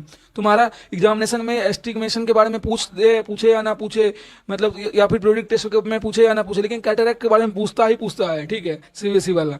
देखो बच्चा, इसका मतलब क्या है, due to ageing of a person, तुम्हारा जैसे जैसे लोगों का एज बढ़ रहा है, the eye becomes progressively cloudy. देखो धीरे धीरे वो क्या होता है, क्लाउडली होने लगता है। ठीक है, काउज इन ब्लड विजन, तो क्लाउडली होने का मतलब क्या है कि ब्लड विजन तुम्हारा होने लगता है, तो इसी को कहते हैं मोतियाबिंद। ठीक है, तो कैटरेक्ट वही जो तुम्हारा ब्लड विजन हो गया, व्हाइट सरफेस हो गया। अभी कैटरेक्ट के बारे में हम लोग शॉर्ट डिफिनेशन स्टार्टिंग में भी देखे थे। ठीक है ना, यहाँ पे देखे थे बच्चा, बता यहाँ पे कैटरेक्ट के बारे में देखे थे, जब रीजन ऑफ द देख रहे थे कि दो आंख हम लोग को क्यों दिया गया है विजन के लिए, तो वहां पे भी हम लोगों ने देखा था कैटरेक्ट का डिफिनेशन। तो प्रॉपर डिफिनेशन तुम लिखना चाहते हो तो यहाँ पे लिख सकते हो, the condition in which eye lens of a person become cloudy and milky resulting in blood vision is called cataract. ठीक है, अब चलते हैं हम लोग हमारे जो मेन काउज है कैटरेक्ट का, कि भाई रीजन क्या है कैटरेक्ट होने का। ड्यू टू किसकी वजह से होता है, growth of membrane over the lens, lens के ऊपर तुम्हारा मेम्ब्रेन का ग्रोथ हो जाता है। The I become effective partially और कंप्लीटली। तो देखो जैसे ही तुम्हारे आंखों के लेंस के ऊपर मेम्ब्रेन का ग्रोथ हो जाएगा, तो कैसे तुम मतलब अच्छे से देख पाओगे, सीधी सी बात है, तुम्हारा इमेज बन ही नहीं पाएगा, धुंधला धुंधला बनेगा, वाइटिस हो जाएगा। ठीक है, द आई बिकम इनफेक्टिवली, तुम्हारा इनफेक्टिव हो जाएगा पार्सली और कंप्लीटली रूप से। मतलब पार्सली मतलब क्या, कि आधा कुछ कुछ दिख रहा है, कुछ नहीं दिख रहा है। ठीक है, हल्का फल्का कहता है ना कोई, हमको दिख रहा है नहीं दिख रहा है, भाई हमको कैटरेक्ट हो गया, मोतियाबिंद हो गया। ठीक है, तो या फिर कंप्लीटली पूरा तरीके से एकदम नेग्लिजिबल हो गया, कुछ दिख ही नहीं रहा है। तो the image of the object become hazy and the lens become milky and cloudy. तो इस वजह से, क्योंकि भाई जब पार्शियल और कंप्लीटली इसलिए ब्लॉक हो जाता है, दिखना बंद हो जाता है आंखों के द्वारा, क्योंकि द इमेज जो है ऑब्जेक्ट का जो तुम देख रहे हो वो पूरा हैजी हो जाता है, और लेंस पे बिकम तुम्हारा क्या होता है, मिल्की और क्लाउडली हो जाता है। ठीक है, तो करेक्शन क्या है भाई, इसका करेक्शन एक ही करेक्शन है और कोई उपाय ही नहीं है। This is corrected by surgical removal of extra growth of membrane. एकदम surgical method is the best और only method which help in the correction of the cataract. ठीक है, तो सर्जिकल मेथड तुम्हें कराना है जिसमें कि तुम्हारा जो ग्रोथ ऑफ मेम्ब्रेन हो चुका है, जिस भी व्यक्ति के आंखों के ऊपर, आंखों के लेंस के ऊपर जो ग्रोथ ऑफ मेम्ब्रेन का उनको सामना करना पड़ा है, और जिस वजह से उनको कैटरेक्ट हो गया, तो वो जाएंगे अपना सर्जरी कराएंगे और फिर उसको करेक्शन हो जाएगा उसके कैटरेक्ट से। ठीक है, क्योंकि वो सर्जरी में क्या होता है कि जो ग्रोथ हो गया है मेम्ब्रेन का आई लेंस के ऊपर, उसको हटा दिया जाता है काट के। ठीक है, रिमूव कर दिया जाता है। ठीक है, अब प्रेस बायोपिया क्या है भाई, प्रेस बायोपिया तुमको पूछाएगा। ठीक है भाई, प्रेस बायोपिया कहते हैं ओल्ड साइट को। ठीक है, old sight is also known as presbyopia. एकदम रिमेंबर तुमको रखना है, याद रखना है। Presbyopia progressive form of far sightedness that affect more people by their year 60s। देखो 60 वर्ष की उम्र के टाइम से स्टार्ट होता है प्रेस बायोपिया होना। ठीक है, जिसमें कि फार साइटनेस का ज्यादा इफेक्ट रहता है। ठीक है, the power of accommodation of the I decreasing with ageing. देखो प्रेस बायोपिया में क्या होता है कि पावर ऑफ एकोमोडेशन था, जो तुम फोकस करने का क्षमता था दूर के ऑब्जेक्ट को और नजदीक के ऑब्जेक्ट को। ठीक है, ये तुम्हारा उम्र बढ़ते ही क्या होता है, कमजोर होने लगता है और घट जाता है। ठीक है, most people find that near point gradually reduces. तो मोस्टली देखा गया है कि नजदीकी रूप से प्रॉब्लम होने लगता है लोगों को। ठीक है, मतलब फार वगैरह तो ठीक से दिखता है, लेकिन मोस्टली देखा गया है लोगों के बीच, जब एक तुम्हारा सर्वे किया गया कि किसको किसको प्रेस बायोपिया ज्यादा हो रहा है, तो मोस्टली देखा गया है कि लोगों को 60 वर्ष के बाद ग्रेजुअली नजदीक का चीज देखने में प्रॉब्लम हो जाता है। ठीक है, काउज ऑफ प्रेस बायोपिया क्या है, इसका रीजन क्या है भाई, it arises due to the gradual weakening of the ciliary muscles and diminishing flexibility of the crystalline lens। एकदम याद रखना है, दो कारण है इसका। एक तो ग्रेजुअल वीकनिंग तुम्हारा हो जा रहा है, सिलियरी मसल का क्या हो रहा है, धीरे धीरे वीक हो जा रहा है सिलियरी मसल्स, जो तुम्हारे लेंस को अच्छे तरीके से प्रॉपर फिट करके रखता था। ठीक है, एंड डिमिनिशिंग हो जा रहा है जो फ्लेक्सिबिलिटी है तुम्हारा क्रिस्टलाइन लेंस का। ठीक है, क्रिस्टलाइन लेंस का जो तुम्हारा फ्लेक्सिबिलिटी है वो एकदम डिमिनिश हो जा रहा है। एकदम डिमिनिश मतलब होता है एकदम मतलब छोटा हो जाना है, दिखेगा ही नहीं क्लियर कुछ। ठीक है, समझ में आ रहा है। अब आता है दोस्तों मायोपिया और हाइपर मायोपिया। ठीक है, कि भाई मायोपिया और हाइपर मायोपिया क्या है, एकदम याद रखो ना भाई। नजदीक के लिए तुम्हारा हो गया मायोपिया, छोटा सा टर्म है तो नजदीक, नजदीक छोटा सा term. Hyper myopia long distance, तो लॉन्ग डिस्टेंस लंबे के लिए। ठीक है, तो मायोपिया में तुम्हारा नियर साइटनेस में क्या होता है बच्चा, आप देखो नियर साइटनेस में हो रहा है the defect of the vision in which a person can see the near by object clearly but is unable to see the distant object clearly, is called short sightedness or myopia. समझने कुछ करना भाई, इसमें यह होता है कि नजदीक देखो मायोपिया में नियर साइटनेस से मतलब है क्या कि नजदीक की चीजों को तुमको देखने में कोई प्रॉब्लम नहीं हो रही है, लेकिन दूर की चीजों को देखने में तुमको प्रॉब्लम हो रही है, ठीक है, तो उसको कहेंगे मायोपिया, ठीक है। और फिर in the myopic I the image of the distance object is form in front of retina. और मायोपिक आई जिसका भी मायोपिक रीजन से फेस हो रहा है, जिस भी लोगों को मायोपिया से मतलब फेस करना पड़ रहा है, उनका जो इमेज फॉर्मेशन है वो इन फ्रंट ऑफ रेटिना हो रहा है। ऑब्जेक्ट का जो इमेज फॉर्मेशन है इन फ्रंट ऑफ रेटिना हो रहा है, ठीक है। ये एकदम याद रखना है, मायोपिया में कहाँ पे होता है इमेज का फॉर्मेशन, तो इन फ्रंट ऑफ रेटिना। तुमसे एमसीक्यू में पूछ देगा कि मायोपिया में भाई ऑब्जेक्ट का इमेज फॉर्मेशन रेटिना पे कहाँ पे होता है, तो इन फ्रंट ऑफ रेटिना होता है, ठीक है। काउज ऑफ मायोपिया क्या है भाई, क्या कारण है मायोपिया का, due to thick eye lens. देखो थिक आई लेंस की वजह से एक्सेसिव कर्वेचर, अगर किसी का तुम्हारा एक्सेसिव कर्वेचर है तो इस वजह से हो जाएगा। Due to elongation of eye ball और eye ball become too long, या फिर तुम्हारा आई बॉल जो है बहुत ही बड़ा हो जा रहा है या फिर बहुत लंबा हो गया है, ठीक है, तो इस वजह से तुम्हारा मायोपिया का सामना करना पड़ता है, ठीक है बच्चा। अब इसका करेक्शन भी हम लोग देखने वाले हैं कि करेक्शन क्या उपाय है करेक्शन, ठीक है। यहाँ पे करेक्शन मैंने मेंशन करके रखा है, कोई घबराने की बात नहीं है, ठीक है। पहले हाइपर मायोपिया का मतलब देख लेते हैं कि लॉन्ग साइटनेस मतलब क्या, ऐसा डिफेक्ट विजन है जो person can not see near by object clearly, मतलब नजदीक की चीजें तुमको क्लियर नहीं दिखेगी, लेकिन तुम दूर की ऑब्जेक्ट की चीजें मतलब दूर दृष्टिकोण का जो तुम्हारा ऑब्जेक्ट है वो तुमको क्लियर दिख जाएगा, ठीक है, तो इसको कहेंगे हाइपर मायोपिया। तो इसको कहते हैं फार साइटनेस या फिर लॉन्ग साइटनेस, एकदम तुमको याद रखना है। और तुमसे पूछ देगा एमसीक्यू में, ये भी पूछता है कि हाइपर मायोपिया में आई में ऑब्जेक्ट का इमेज फॉर्मेशन कहाँ पे होगा, तो फ्रॉम बिहाइंड द रेटिना। एकदम याद रखना है भाई कि इन फ्रंट ऑफ रेटिना बन रहा था मायोपिया में, बिहाइंड में बन रहा था तुम्हारा हाइपर मायोपिया में, हाइपर में या मायोपिया में, ठीक है, एकदम याद रखना है। इमेज फॉर्मेशन कहाँ पे हो रहा है, हाइपर मायोपिया में तुम्हारा बिहाइंड द रेटिना हो रहा है और मायोपिया में तुम्हारा इन फ्रंट ऑफ रेटिना हो रहा है। काउज क्या है भाई, किस वजह से होता है तुम्हारा hyper myopia, due to thin eye lens, वो तुम्हारा थिक आई लेंस की वजह से हो रहा था, ये तुम्हारा थिन मतलब पतला, वो थिक मतलब मोटा, तो मायोपिया मोटा लेंस आई लेंस की वजह से हो रहा था, ठीक है। या फिर आई बॉल उसका लंबा हो जा रहा था, तो दो कारण था तुम्हारा मायोपिया होने का, या तो आई लेंस तुम्हारा थिक हो जा रहा था मतलब बहुत मोटा चौड़ा था, और तुम्हारा इलोंगेशन या लंबा हो जाता है तुम्हारा आई बॉल। और काउज ऑफ हाइपर मायोपिया क्या है भाई, हाइपर मायोपिया का तुम्हारा आई लेंस का क्या हो जा रहा है, थिन है, ठीक है। देखो थिन आई लेंस का मतलब क्या है कि लो कर्वेचर यहाँ फॉर्मेशन हो रहा है, और थिक आई मायोपिया में था तो एक्सेसिव कर्वेचर का फॉर्मेशन हो रहा था, ठीक है। तो तुमको एकदम ध्यान रखना है कि मायोपिया में क्या हो रहा है, किस कारण से हो रहा है, और हाइपर मायोपिया में किस कारण से हो रहा है, ठीक है। तो दूसरा कारण है due to eye ball being short, और इसमें अपोजिट वही, मायोपिया में लंबा आई बॉल हो जा रहा था, eye ball becomes too long, या फिर due to elongation of eye ball, इसमें due to eye ball beings too short, बहुत छोटा हो जा रहा है, ठीक है। तो करेक्शन क्या है भाई हाइपर मायोपिया और मायोपिया का, this defect can be corrected by using convex lens. एकदम याद रखना भाई, जिसको नजदीक का चीज क्लियर नहीं दिख रहा है उसको कन्वेक्स लेंस लगा करके ठीक किया जाता है, जो कि फोकल लेंथ के वो सुटेबल करता है, ठीक है। देखो यहाँ पे प्रोसेस है, देखो near point of hyper myopic eye, फिर हाइपर मायोपिक आई, फिर correction of hyper myopic eye, ये तीनों एकदम स्टेप एकदम याद रखना है तुमको, एकदम तुमको बनाने आ सकता है कि कैसे क्या हो रहा है, ठीक, एकदम एकदम याद करके रट लो, प्रैक्टिस कर लो, 3 से 4 बार बना लोगे, याद हो जाएगा कि हाइपर मायोपिक में किस तरीके से तुम्हारा इमेज फॉर्मेशन कैसे यहाँ पे क्या हो रहा है, ठीक है। तो एकदम इमेज फॉर्मेशन याद रखना है इसका हाइपर मायोपिक का, जिसमें कि कन्वेक्स लेंस का उपयोग करके हम लोग उसके डिफेक्ट को, हाइपर मायोपिक के डिफेक्ट को, मतलब जिसको नजदीक की चीजें अगर नहीं ठीक से दिखती है तो उसको कन्वेक्स लेंस का लगा करके करेक्ट किया जा सकता है, उसको कन्वेक्स लेंस लगा के सही किया जा सकता है, ठीक है। अब तुम्हारा मायोपिक में क्या है, इसको correct by using a concave lens, उल्टा एकदम हाइपर मायोपिक एकदम याद रखने का तरीका तुमको बता रहे हैं भाई, हम इसी तरह अपने टाइम याद किए थे कि हाइपर मायोपिया एकदम लंबा सा टर्म है तो कन्वेक्स छोटा है, ठीक है, कन्वेक्स छोटा है तो इस वजह से फील होने में लगता है कि कन्वेक्स छोटा है, ठीक है। तो इस वजह से तुम हाइपर मायोपिया में छोटा जो टर्म है कन्वेक्स वो रहेगा, लगेगा, एकदम याद रखना तरीका, क्योंकि बच्चे एकदम कंफ्यूज हो जाते हैं एग्जामिनेशन में कि भाई मायोपिया में लगेगा क्या कन्वेक्स, तो नहीं, मायोपिया में नहीं, हाइपर मायोपिया में लगेगा, ठीक है। और मायोपिया तुम्हारा छोटा टर्म है तो इसमें कनकेव बड़ा है, टर्म लेटर बड़ा है, ज्यादा है इसमें कनकेव में, तो तुम्हारा मायोपिया में लगेगा, एकदम ट्रिक है ये चीज याद रखने का, ठीक है। इस करेक्ट किया जाता है तुम्हारा कनकेव के द्वारा, समझ में आ गया। ये देखो तुम्हारा इमेज फॉर्मेशन कैसे क्या हो रहा है, एकदम 3 बार 4 बार बना लो, एकदम तुम्हारा हो जाएगा। देखो कनकेव लेंस के हेल्प के द्वारा तुम्हारा हो रहा है, फार point of A myopic eye, फिर मायोपिक आई, फिर तुम्हारा तीसरा स्टेप करेक्शन ऑफ मायोपिया, ठीक है।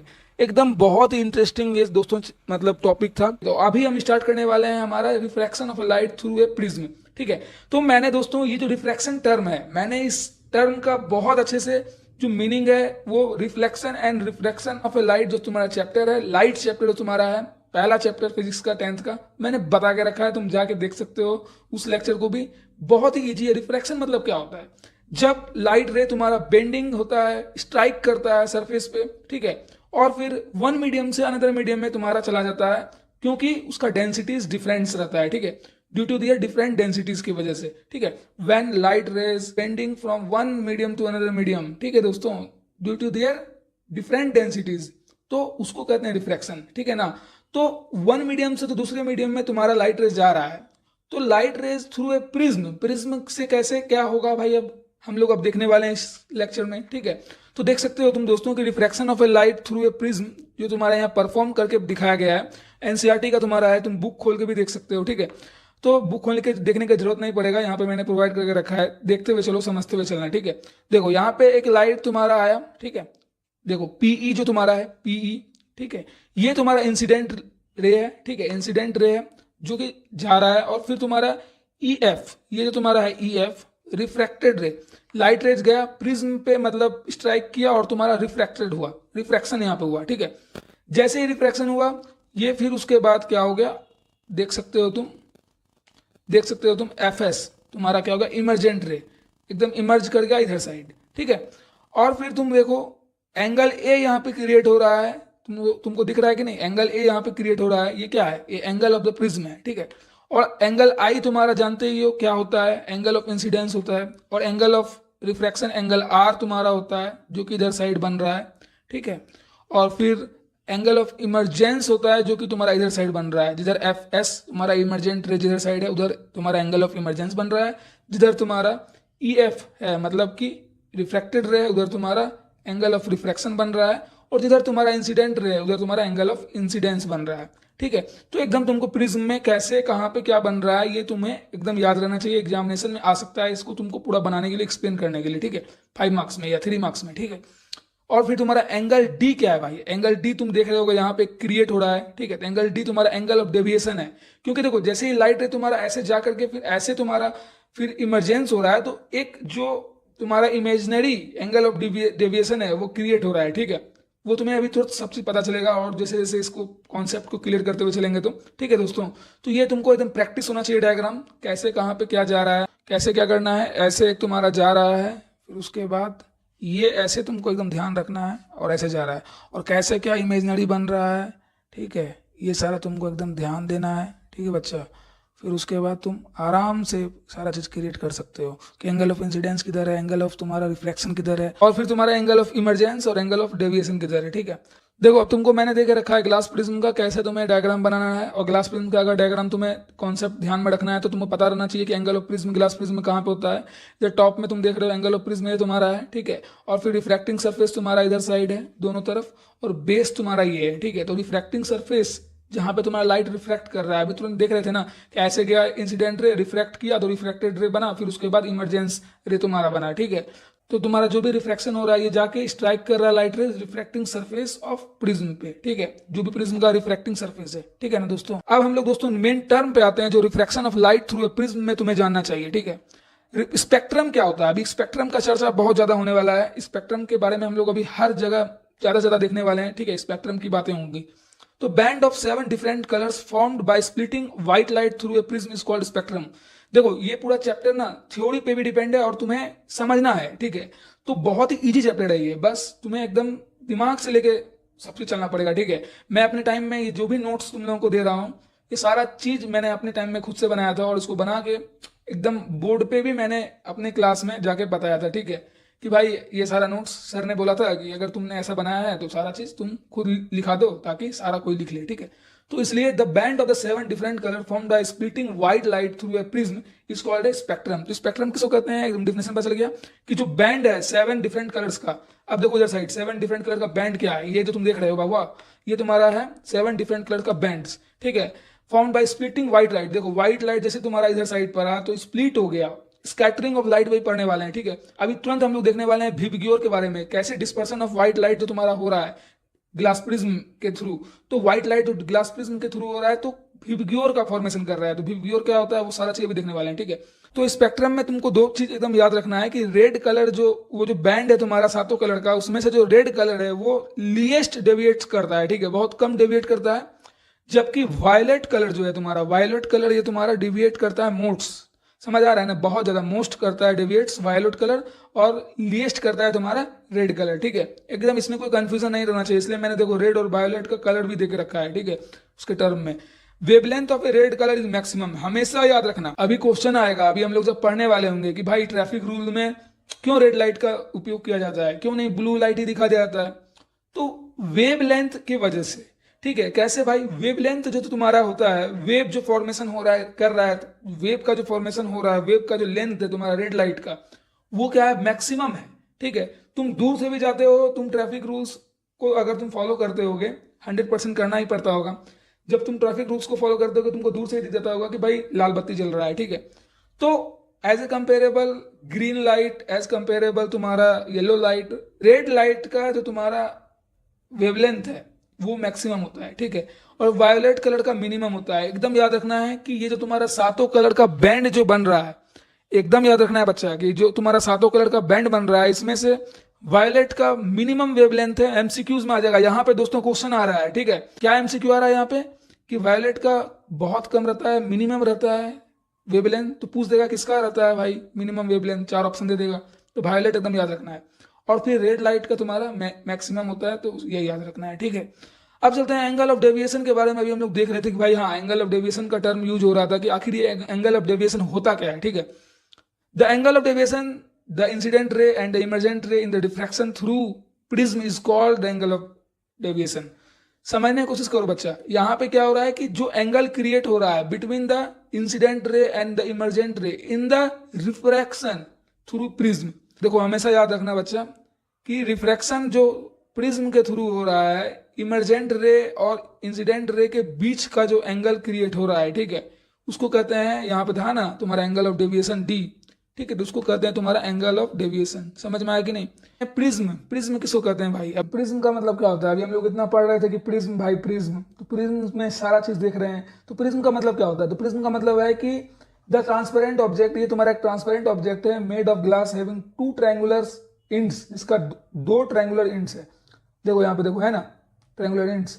फिर उसके बाद and 3 rectangular faces kept at an angle is called a prism. देखो जी तुम्हारा जो यहाँ पे प्रिज्म है, यहाँ पे तुम्हारा देख सकते हो कि जो रेक्टेंगुलर सरफेस है, ये 3 रेक्टेंगुलर सरफेस है और 2 तुम्हारा ट्रायंगुलर इंड्स है, जो कि इधर देख सकते हो, इधर देख सकते हो, पीछे इसके पीछे साइड, ठीक है ना। देखो 2 ट्रायंगुलर इंड है तुम्हारा, है ना, 2 ट्रायंगुलर इंड, और तुम्हारा 3 तुम्हारा हो गया रेक्टेंगुलर सरफेस। तो ये एकदम याद रखना है कि प्रिज्म एक तुम्हारा ट्रांसपेरेंट ऑब्जेक्ट है जो कि ग्लास के थ्रू मेडअप किया गया है, जिसमें कि 2 तुम्हारा ट्रायंगुलर इंड है और 3 तुम्हारा रेक्टेंगुलर फेसेस है, जो कि एंगल्स के रूप में तुम्हारा वर्क करता है प्रिज्म में, ठीक है। एंगल ऑफ प्रिज्म किसको कहते हैं, अब थर्ड मारा है, ठीक है। The angle between the surfaces of the prism is called the angle of prism. देखो एंगल ऑफ प्रिज्म कहते हैं कि जो प्रिज्म के सरफेस पे एंगल क्रिएट हो रहा है, angle between the surface of the prism. देखो तुम्हारे प्रिज्म के 2 सरफेस के बीच में अगर एंगल क्रिएट हो रहा है तो तुम्हें उसको एंगल ऑफ प्रिज्म कहना होगा, ठीक है। तो the angle between the surfaces of prism is called angle of prism, एकदम याद रहेगा। अब हम लोग चलते हैं dispersion of white light by glass prism. यहां से तुम्हारा क्वेश्चन स्टार्ट हो गया एकदम सीबीएसई का जो क्वेश्चन, मन पसंदीदा क्वेश्चन आता है दोस्तों, मन पसंदीदा क्वेश्चन यहां से आना स्टार्ट हो जाता है, ठीक है। Dispersion of white light by glass prism, ठीक है। तो देखो यहाँ पे रिकॉम्बिनेशन ऑफ स्पेक्ट्रम कलर कैसे रिकॉम्बाइन किया गया है स्पेक्ट्रम कलर को, और white light by glass prism, सारा का यहाँ पे तुमको एक्सप्लेन करके दिए हुए हैं, रखे हुए हैं एकदम। तुमको जो रिकॉम्बिनेशन ऑफ स्पेक्ट्रम कलर हो रहा है, कैसे रिकम्बाइन कर रहा है कलर, एकदम पता रहना चाहिए, प्रोसेस प्रैक्टिस भी रहना चाहिए, आ सकता है बनाने के लिए। वैसे उतना कुछ खास चांसेस नहीं है पर आ सकता है, ठीक है। और देख सकते हो व्हाइट लाइट के थ्रू तुम्हारा कैसे डिस्पर्सन हो रहा है। देखो यहाँ पे प्रिज्म है, सनलाइट तुम्हारा ऐसे गया, ठीक है, सनलाइट गया और फिर प्रिज्म से तुम्हारा जितना भी 7 तरह का जो बैंड है तुम्हारा सारा निकलता है तुम्हारा, और सारा का अलग अलग कलर का अलग अलग नाम है, ठीक है। इसको कहते हैं ग्लास प्रिज्म में तुम्हारा जान ही रहे हो, और 7 कलर तुम्हारा निकल रहा है सनलाइट जैसे ही तुम्हारा प्रिज्म पे स्ट्राइक कर रहा है। तो dispersion of white light by glass prism तुम्हारा आता है क्वेश्चंस की what is dispersion of light, ठीक है। या फिर तुम्हारा क्वेश्चन आता है कि explain the phenomena of dispersion of light. तो तुमको वहां पे दोस्तों सिर्फ और सिर्फ लिखना नहीं है, तुमको वहां पे डायग्राम भी बनाना है, ठीक है, तभी तुम एकदम गेन कर पाओगे मार्क्स फुल में फुल, ठीक है। तो the splitting of a white light into its component colours due to different bending abilities of different components colours when it passes through a glass prism is called dispersion. देखो क्या हो रहा है, जब स्प्लिटिंग ऑफ व्हाइट लाइट तुम्हारा into different components colour में, ठीक है, देख सकते हो तुम red, orange, yellow, green, blue, indigo, violet, ये सातों कलर का जो तुम्हारा कंपोनेंट है, इसमें तुम्हारा स्प्लिटिंग हो जाना white light due to different bending abilities. क्यों हो जा रहा है, क्वेश्चन भी आता है कि भाई आप बताइए, सीबीएसई क्वेश्चन पूछ देगा एमसीक्यूज टाइप में, या फिर तुम्हारा रीजन बिहाइंड दिस फॉलोइंग, तुमको 4 क्वेश्चन दे देगा एक एक स्टेटमेंट का, और कहेगा क्या कि इस स्टेटमेंट का क्या रीजन है, तुमको जस्टिफाई करना है रीजन के साथ। तो उसमें कह देगा कि splitting of white light into it's different colour या कंपोनेंट कलर्स तुम्हारा लिख करके छोड़ देगा, फिर कहेगा भाई इसको रीजन बिहाइंड कीजिए क्यों हो रहा है। तो वहां पे तुमको लिखना पड़ेगा due to its different bending abilities, क्योंकि यहाँ पे ना क्या हो रहा है कि सबका अलग अलग जितना भी कलर है तुम्हारा सनलाइट से, जो तुम्हारा डिफरेंट कंपोनेंट ऑफ कलर में जो तुम्हारा डिवाइड हुआ है स्प्लिटिंग होकर के, उसका सारा लाइट का जो भी लाइट रेज निकला, ठीक है, दूसरे दूसरे कंपोनेंट में डिवाइड होने का मतलब ये था कि हर एक का तुम्हारा जो बेंडिंग एबिलिटीज है, ठीक है, जो तुम्हारा लाइट बेंड कर रहा है रिफ्रैक्ट करने के बाद, तो इस वजह से तुमको वहां पे रीजन लिखना पड़ेगा कि due to different bending abilities की वजह से डिफरेंट कंपोनेंट ऑफ कलर में तुम्हारा व्हाइट लाइट क्या हो जाता है, बट जाता है, स्प्लिट हो जाता है when it passes through a glass prism, ठीक है। तो यहाँ पे तुम आराम से लिख सकते हो कि when A white light is passes through a glass prism it split down into different components of colors, that is 7 different colors due to their different bending abilities, ठीक है, समझ में आ गया ना। तो इस वजह से तुम्हारा क्या हो रहा है, डिस्पर्सन ऑफ लाइट हो रहा है प्रिज्म में, ठीक है। अब तुम्हारा आ गया द कलर सीक्वेंस, क्या है जो हमें मिलता है कलर सीक्वेंस देखने को on the screen from its lower and. देखो लोअर एंड फेमस एक्रोनिम है, विबग्योर हम लोग कहते हैं, ठीक है, एक्रोनिम इसको कहा जाता है, इसका एक्रोनिम तुम्हारा क्या हो गया, विबग्योर, विबग्योर कहा जाता है। नीचे से पढ़ो, VIBGYOR, क्या नेचर का देन है, सोचो क्या खतरनाक नेम भी सेट हो गया। मतलब नीचे से लोएस्ट से तुम पढ़ो, और ऊपर से पढ़ोगे तो मजा नहीं आएगा, नीचे से पढ़ोगे तो विबग्योर तुमको समझ आएगा। तो V stand for violet, I stand for Indigo, B for blue, G for green, Y for yellow, O for orange and R for red. This band of 7 color are also known as visible spectrum. याद रखना भाई, कोई आ जाएगा कोई पूछ देगा कि भाई विजिबल स्पेक्ट्रम क्या होता है, यहाँ पे लोग का माथा घूम जाता है, बच्चे सोचने लगते हैं कि भाई हम तो पढ़े ही नहीं थे विजिबल स्पेक्ट्रम क्या होता है, हम तो स्पेक्ट्रम सिर्फ पढ़े थे, हम तो सिर्फ स्पेक्ट्रम का मतलब डिफिनेशन पढ़े थे, तो स्पेक्ट्रम क्या होता है यार, अब दिमाग चकरा जाएगा। तो स्पेक्ट्रम में क्या हो रहा था, बैंड ऑफ 7 डिफरेंट कलर्स, ठीक है, स्प्लिट व्हाइट लाइट के स्प्लिट होने के बाद प्रिज्म के थ्रू, व्हाइट लाइट के स्प्लिट होने के बाद बैंड ऑफ 7 लाइट जो तुम्हारा था डिफरेंट कलर्स था, ठीक है, उसको कहते हैं स्पेक्ट्रम। लेकिन जो तुम्हारा ये बैंड ऑफ 7 कलर है इसी को विजिबल स्पेक्ट्रम भी कहते हैं, ठीक है, सिर्फ स्पेक्ट्रम नहीं, they are also known as visible spectrum, ठीक है, these bands are also known as visible spectrum, ठीक है। अब तुम्हारा डिस्पर्सन का रीजन क्या है, what are the reason behind dispersion, ठीक है, what are the cause of dispersion. अब तुम पूछोगे भैया कि ठीक है डिस्पर्सन हो रहा है, डिस्पर्सन का मतलब भी समझ गए कि प्रिज्म से हम लोग ने लाइट पास आउट कराया तो चलो डिस्पर्सन हो गया, लेकिन क्यों हो रहा है, what are the reason, what are the cause of dispersion, ठीक है। तो काउज से पहला हमारा the cause of dispersion is that different colour of white light have different wavelength deviate through different angle of passing through a glass prism. एकदम easy है कि पहला रीजन तुम्हारा ये है कि जो भी तुम्हारा डिस्पर्सन हो रहा है व्हाइट लाइट का, डिफरेंट कलर का क्या है, डिफरेंट कलर व्हाइट लाइट के डिफरेंट कलर का डिफरेंट वेवलेंथ है, जिस वजह से डेविएट्स कर रहा है अलग अलग एंगल से सब, जब ग्लास प्रिज्म से पास कर रहा है। तो दूसरा तुम्हारा रीजन है that's why they split on coming out from prism along different direction. देखो तो और एक रीजन ये भी है कि हम लोग जब व्हाइट लाइट पास आउट कराते हैं देखते हैं सब अलग अलग डिफरेंट डायरेक्शन स्प्लिट कर रहा है, तो इस भी कारण स्प्लिट कर रहा है क्योंकि सबका डिफरेंट एंगल से और डिफरेंट वेवलेंथ से डेविएशन हो रहा है इस वजह से, ठीक है। तो this are the cause of dispersion, एकदम याद रखना है, जो यहाँ पे लिखा हुआ है एकदम वही तुमको वहां पे एग्जामिनेशन में पॉइंट वाइज उतार देना है, ठीक है, लिटरली कह रहा हूँ, बहुत ईजी है। अब हम लोग चलते हैं, हमारा डिस्पर्सन ऑफ लाइट खत्म हो गया, तुमको इससे ज्यादा कुछ नहीं पढ़ना था, ठीक है। रेनबे फॉर्मेशन में चलते हैं, ठीक है दोस्तों। रेनबे फॉर्मेशन तुमको पढ़ना है कि रेनबे का फॉर्मेशन कैसे हो रहा है स्पेक्ट्रम में, ठीक है, हाउ रेनबो विल फॉर्म। हम लोग देखते हैं जब बारिश पड़ता है तो भाई रेनबो आ जाता है, भाई सावन का महीना है रेनबो फॉर्म हो रहा है, ठीक है, तो सावन का महीना पवन करे शोर, ठीक है। तो उस चक्कर में तुम लोग कॉन्सेप्ट को मत भूल जाना, ठीक है। तो मेन चीज हम लोग यहाँ पे देख रहे हैं कि रेनवे का फॉर्मेशन कैसे हो रहा है, ठीक है। जब देखते हैं हम लोग कभी कभी देखने को मिलता है बारिश के टाइम में, बारिश का मौसम अभी चल रहा है, ठीक है, सावन भी आने वाला है, तो अगस्त के टाइम में जब बारिश वगैरह होगा तो कहीं कहीं देखना, सभी जगह तो नहीं कर सकते लेकिन कहीं कहीं पे रेनबो का फॉर्मेशन होता है। जिसने देखा है अपनी लाइफ में वो जानते हैं कैसा दिखता है, जिसने नहीं देखा है वो ट्राई करना भाई, जरूर दिखेगा।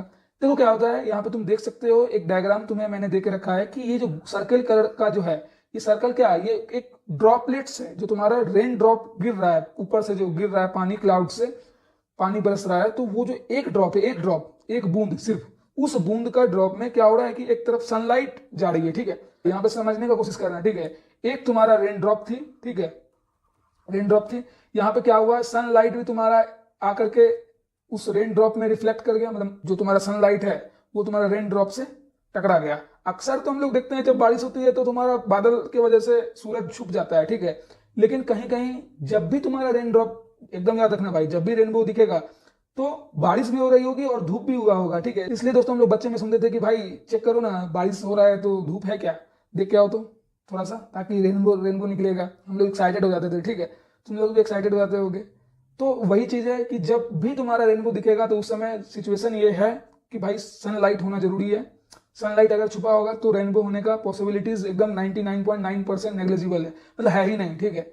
0.01% गलती से हो गया तो अलग बात है, लेकिन हाँ अगर सनलाइट है और रेनबो बारिश तुम्हारी हो रही है तो वहां पे चांसेस ज्यादा है रेनबो फॉर्मेशन का, ठीक है, क्योंकि जो तुम्हारा रेन ड्रॉप है उस रेन ड्रॉप में सनलाइट जाकर के टकरा जा रही है, और जैसे ही टकरा रही है ना तो उसका जो एंगल ऑफ जो क्रिस्टल तुम्हारा जो तुम देख रहे हो रेन ड्रॉप, वो ना तो घूमते रहता है, वो घूम घूम के एकदम नीचे जाते रहता है, तो वो चमक जाता है, जिस वजह से तुम्हारा रिफ्लेक्शन हो जाता है उस सनलाइट का, और फिर उसके बाद तुम्हारा रेनबो का फॉर्मेशन हो जाता है। तो कैसे हो जा रहा है, अब आते हैं देखते हैं हम लोग, ठीक है। The rainbow is an arc of 7 coloured visible in sky during the rainy season. देखो रेनबो जो होता है वो 7 कलर का विबग्योर, मतलब दिस आर्क, जो ये तुम्हारा रेनबो एक तरह का आर्क है, एक आर्क ऐसा बनाता है, आर्क तुम भी जानते होगे, ठीक है, ऐसे आर्क बनाता है रेनबो, है ना जी, ऐसे तुम्हारा आर्क बना रहता है। तो ये जो तुम्हारा आर्क बन रहा है ऐसे का ऐसे ऐसे वाला, ठीक है, ये जो तुम्हारा ऐसे वाला आर्क बन रहा है, तो ये आर्क में 7 कलर, डिफरेंट कलर मौजूद रहते हैं जो कि रेनी सीजन में तुमको पाए जाते हैं। वही चीज अभी जो मैंने बताया, विबग्योर जिसको, जो तुम्हारा 7 कलर है, ठीक है, और इसी को स्पेक्ट्रम कहते हैं, इसको भी तुम स्पेक्ट्रम कह सकते हो। The rain is always found in a direction opposite to that of the sun. हमेशा याद रखना कि ये जो रेनबो है, the rainbow is always found in the direction opposite to that of the sun. देखो जिधर साइड सन होगा, सपोज दैट मेरे पीछे अगर सूरज है, ठीक है, तो उसके अपोजिट साइड, मतलब जिधर सूरज है उधर साइड नहीं उग सकता है रेनबो, हमेशा उसके अपोजिट साइड मेरे सामने उग जाएगा, ठीक है। पीछे अगर तुम्हारा सनलाइट है, मतलब पीछे सन है, तो आगे तुम्हारा रेनबो उग जाएगा, ठीक है। तो हमेशा याद रखना है कि जब भी रेनबो का फॉर्मेशन होगा तो डायरेक्शन होगा वो opposite to that of the sun, sun के अपोजिट होगा। It is caused by dispersion of sunlight. Rainbow formation का अगर तुमको एमसीक्यू क्वेश्चन आ रहा है, और या फिर वन वर्ड में अगर कोई क्वेश्चन आ रहा है कि वन स्टेटमेंट में रीजन बताइए, तो लिखना है डायरेक्ट कि रेनबो फॉर्मेशन का रीजन है dispersion of sunlight by tiny water droplets present in the atmosphere. एक लाइन में इसको खत्म करना है। The formation of rainbow is caused by dispersion of sunlight by teeny water droplets present in atmosphere। बस बात खत्म, वन वर्ड है तो बस डिस्पर्सन ऑफ ए लाइट, बस हो गया रेनबो फॉर्मेशन का तुम्हारा आंसर कंप्लीट। लेकिन एकदम पूरा एक्सप्लेनेशन के साथ पूछ रहा है तो तुमको 3 मार्क्स 4 मार्क्स का है, तो तुमको ये पूरा 4 पॉइंट लिखना पड़ेगा, ठीक है। The tiny water 92 droplets act as a small size prism, ठीक है। यहाँ क्या कह रहा है कि जो टीनी वाटर 92 ड्रॉपलेट्स है, 92 droplets act as a small size prism, तुम्हारा वो एक्ट करता है, स्मॉल साइज प्रिज्म तुम्हारा एक्ट करता है। ये तुम्हारा था, अभी तुमको बता रहे थे, ये जो ड्रॉप है ये घूमते हुए आता है ना, तो एक प्रिज्म का तुम्हारा शेप ले लेता है। तुम देखते हो कि पानी का ड्रॉप, वाटर का ड्रॉपलेट जब आसमान से गिरती है तो एकदम तुमको ऐसा दिखता होगा, ऐसे करके फिर उसका नीचे से गोल ऐसे रहता है ना जी। देखो जी तुमको दिखाते हैं, देखो ऐसा तुम्हारा कुछ रहता है, ठीक है। तो इसी चक्कर में क्या होता है ना कि वो एक प्रिज्म का एक्ट करने लगता है, जैसे पानी तुम्हारा गिरता है तो इस वजह से the incident light is first dispersed and refracted, then refracted internally and at last refracted again out of the droplet, ठीक है। तो ये जो तुम्हारा प्रोसेस है कि क्या क्या होता है कि इंसिडेंट लाइट तुम्हारा क्या हो रहा है, फर्स्ट डिस्पर्स हो जा रहा है, फिर उसके बाद रिफ्लेक्टेड हो जा रहा है, फिर देन रिफ्लेक्टेड इंटरनली हो जा रहा है, रिफ्लेक्शन अंदर में भी हो जा रहा है, and at last reflected again out of the droplet. फिर उसके बाद इसी वजह से जैसे ही तुम्हारा ड्रॉपलेट के बाहर रिफ्लेक्शन होता है, इस वजह से तुम्हारा रेनबो का फॉर्मेशन हो जाता है ड्यू टू दिस प्रोसेस। और यही जो प्रोसेस तुम्हारा है the incident light is first disperse and reflected, फिर उसके बाद then reflected internally and at last reflected again out of the droplet. यही तुम्हारा जो प्रोसेस है, due to this process different colour are observe by human eyes as a rainbow. इसी process की वजह से तो हम लोग डिफरेंट सारे कलर्स को देख पाते हैं एज ए रेनबो के रूप में। ठीक है दोस्तों, समझ में आ गया यहाँ तक। अब आता है दोस्तों हमारा नेक्स्ट टॉपिक एटमॉस्फेरिक रिफ्लेक्शन की। एटमॉस्फेयर में जो रिफ्लेक्शन हो रहा है, अब हम लोग इसको देखने वाले हैं। ठीक है, अब एक क्वेश्चन आता है कि क्या प्लानेट ट्विंकल करती है? प्लानेट डू नॉट ट्विंकल, क्यों नहीं करती है प्लानेट ट्विंकल? ठीक है, देखो ट्विंकलिंग ऑफ स्टार्स हम लोग देखते हैं, यहाँ पे तुमको देख सकते हो अपरेंट स्टार पोजीशन है, फिर स्टार है, रे पाथ है, रिफ्रैक्टिव इंडेक्स इंक्रीज हो जाता है इधर साइड की ओर, इस वजह से हमें स्टार ट्विंकल करते हुए दिखाई देता है। ठीक है, देखो अब तुम्हारा एटमॉस्फेरिक रिफ्लेक्शन में एक आता है कि प्लानेट तुम्हारा ट्विंकल करता है कि नहीं करता है, उसका रीजन यहाँ पे लिखा हुआ है। एकदम इसको रीड आउट कर लेना कि प्लानेट तुमको उतना दूर से दिखता है, क्या वो चमकता हुआ दिखता है या फिर नहीं चमकता हुआ दिखता है। ठीक है, तो एटमॉस्फेरिक रिफ्लेक्शन में हम लोग पढ़ने वाले हैं advance sunrise and delayed sunset. लेकिन दोस्तों ये तुम्हारा सिलेबस से रिमूव कर दिया गया है, तो मैं उतना ज़्यादा टाइम इसमें नहीं लूंगा। ठीक है, तुम उसको एक बार रीड आउट कर लेना ताकि तुम्हारे मतलब कॉन्सेप्ट में एकदम क्लियर रहे। एकदम इजी लैंग्वेज में मैंने लिख के रखा है, ज़्यादा लेंथी मेरे को लेक्चर को नहीं करना है, ज़्यादा लंबा लेके नहीं जाना है लेक्चर को, इसलिए मैं इसको अभी स्किप कर रहा हूँ। बस इसका डिफिनेशन बता दे रहा हूँ एटमॉस्फेरिक रिफ्लेक्शन के किसको कहते हैं। The atmosphere is made up of layer of different optical densities. देखो जो हमारा एटमॉस्फेयर है वो डिफरेंट टाइप ऑफ लेयर्स में बना हुआ है, और सबका जो लेयर्स है डिफरेंट डिफरेंट ऑप्टिकल डेंसिटीज के साथ बना हुआ है। ठीक है, और इस वजह से द डेविएशन ऑफ लाइट और other electromagnetic waves from a straight line as it passes through the atmosphere is known as atmospheric reflection. ठीक है, तो इसी वजह से जो डेविएशन हो रही है लाइट की और जो भी इलेक्ट्रोमैग्नेटिक वेव्स की फ्रॉम ए स्ट्रेट लाइन के through as it passes through atmosphere, तो एटमॉस्फेयर से पास कर रहा है, तो वो डिफरेंट ऑप्टिकल डेंसिटीज सारे हैं जो डिफरेंट लेयर में, उस वजह से इसको कहते हैं एटमॉस्फेरिक रिफ्लेक्शन। ठीक है, तो ये डिफिनेशन तुमको एकदम ध्यान में रखना है, बस ये तुम्हारा सिलेबस से रिमूव्ड है सनराइज एंड सनसेट, इसलिए मैं इसको भी स्किप कर रहा हूँ। एकदम सनसेट और सनराइज से रिलेटेड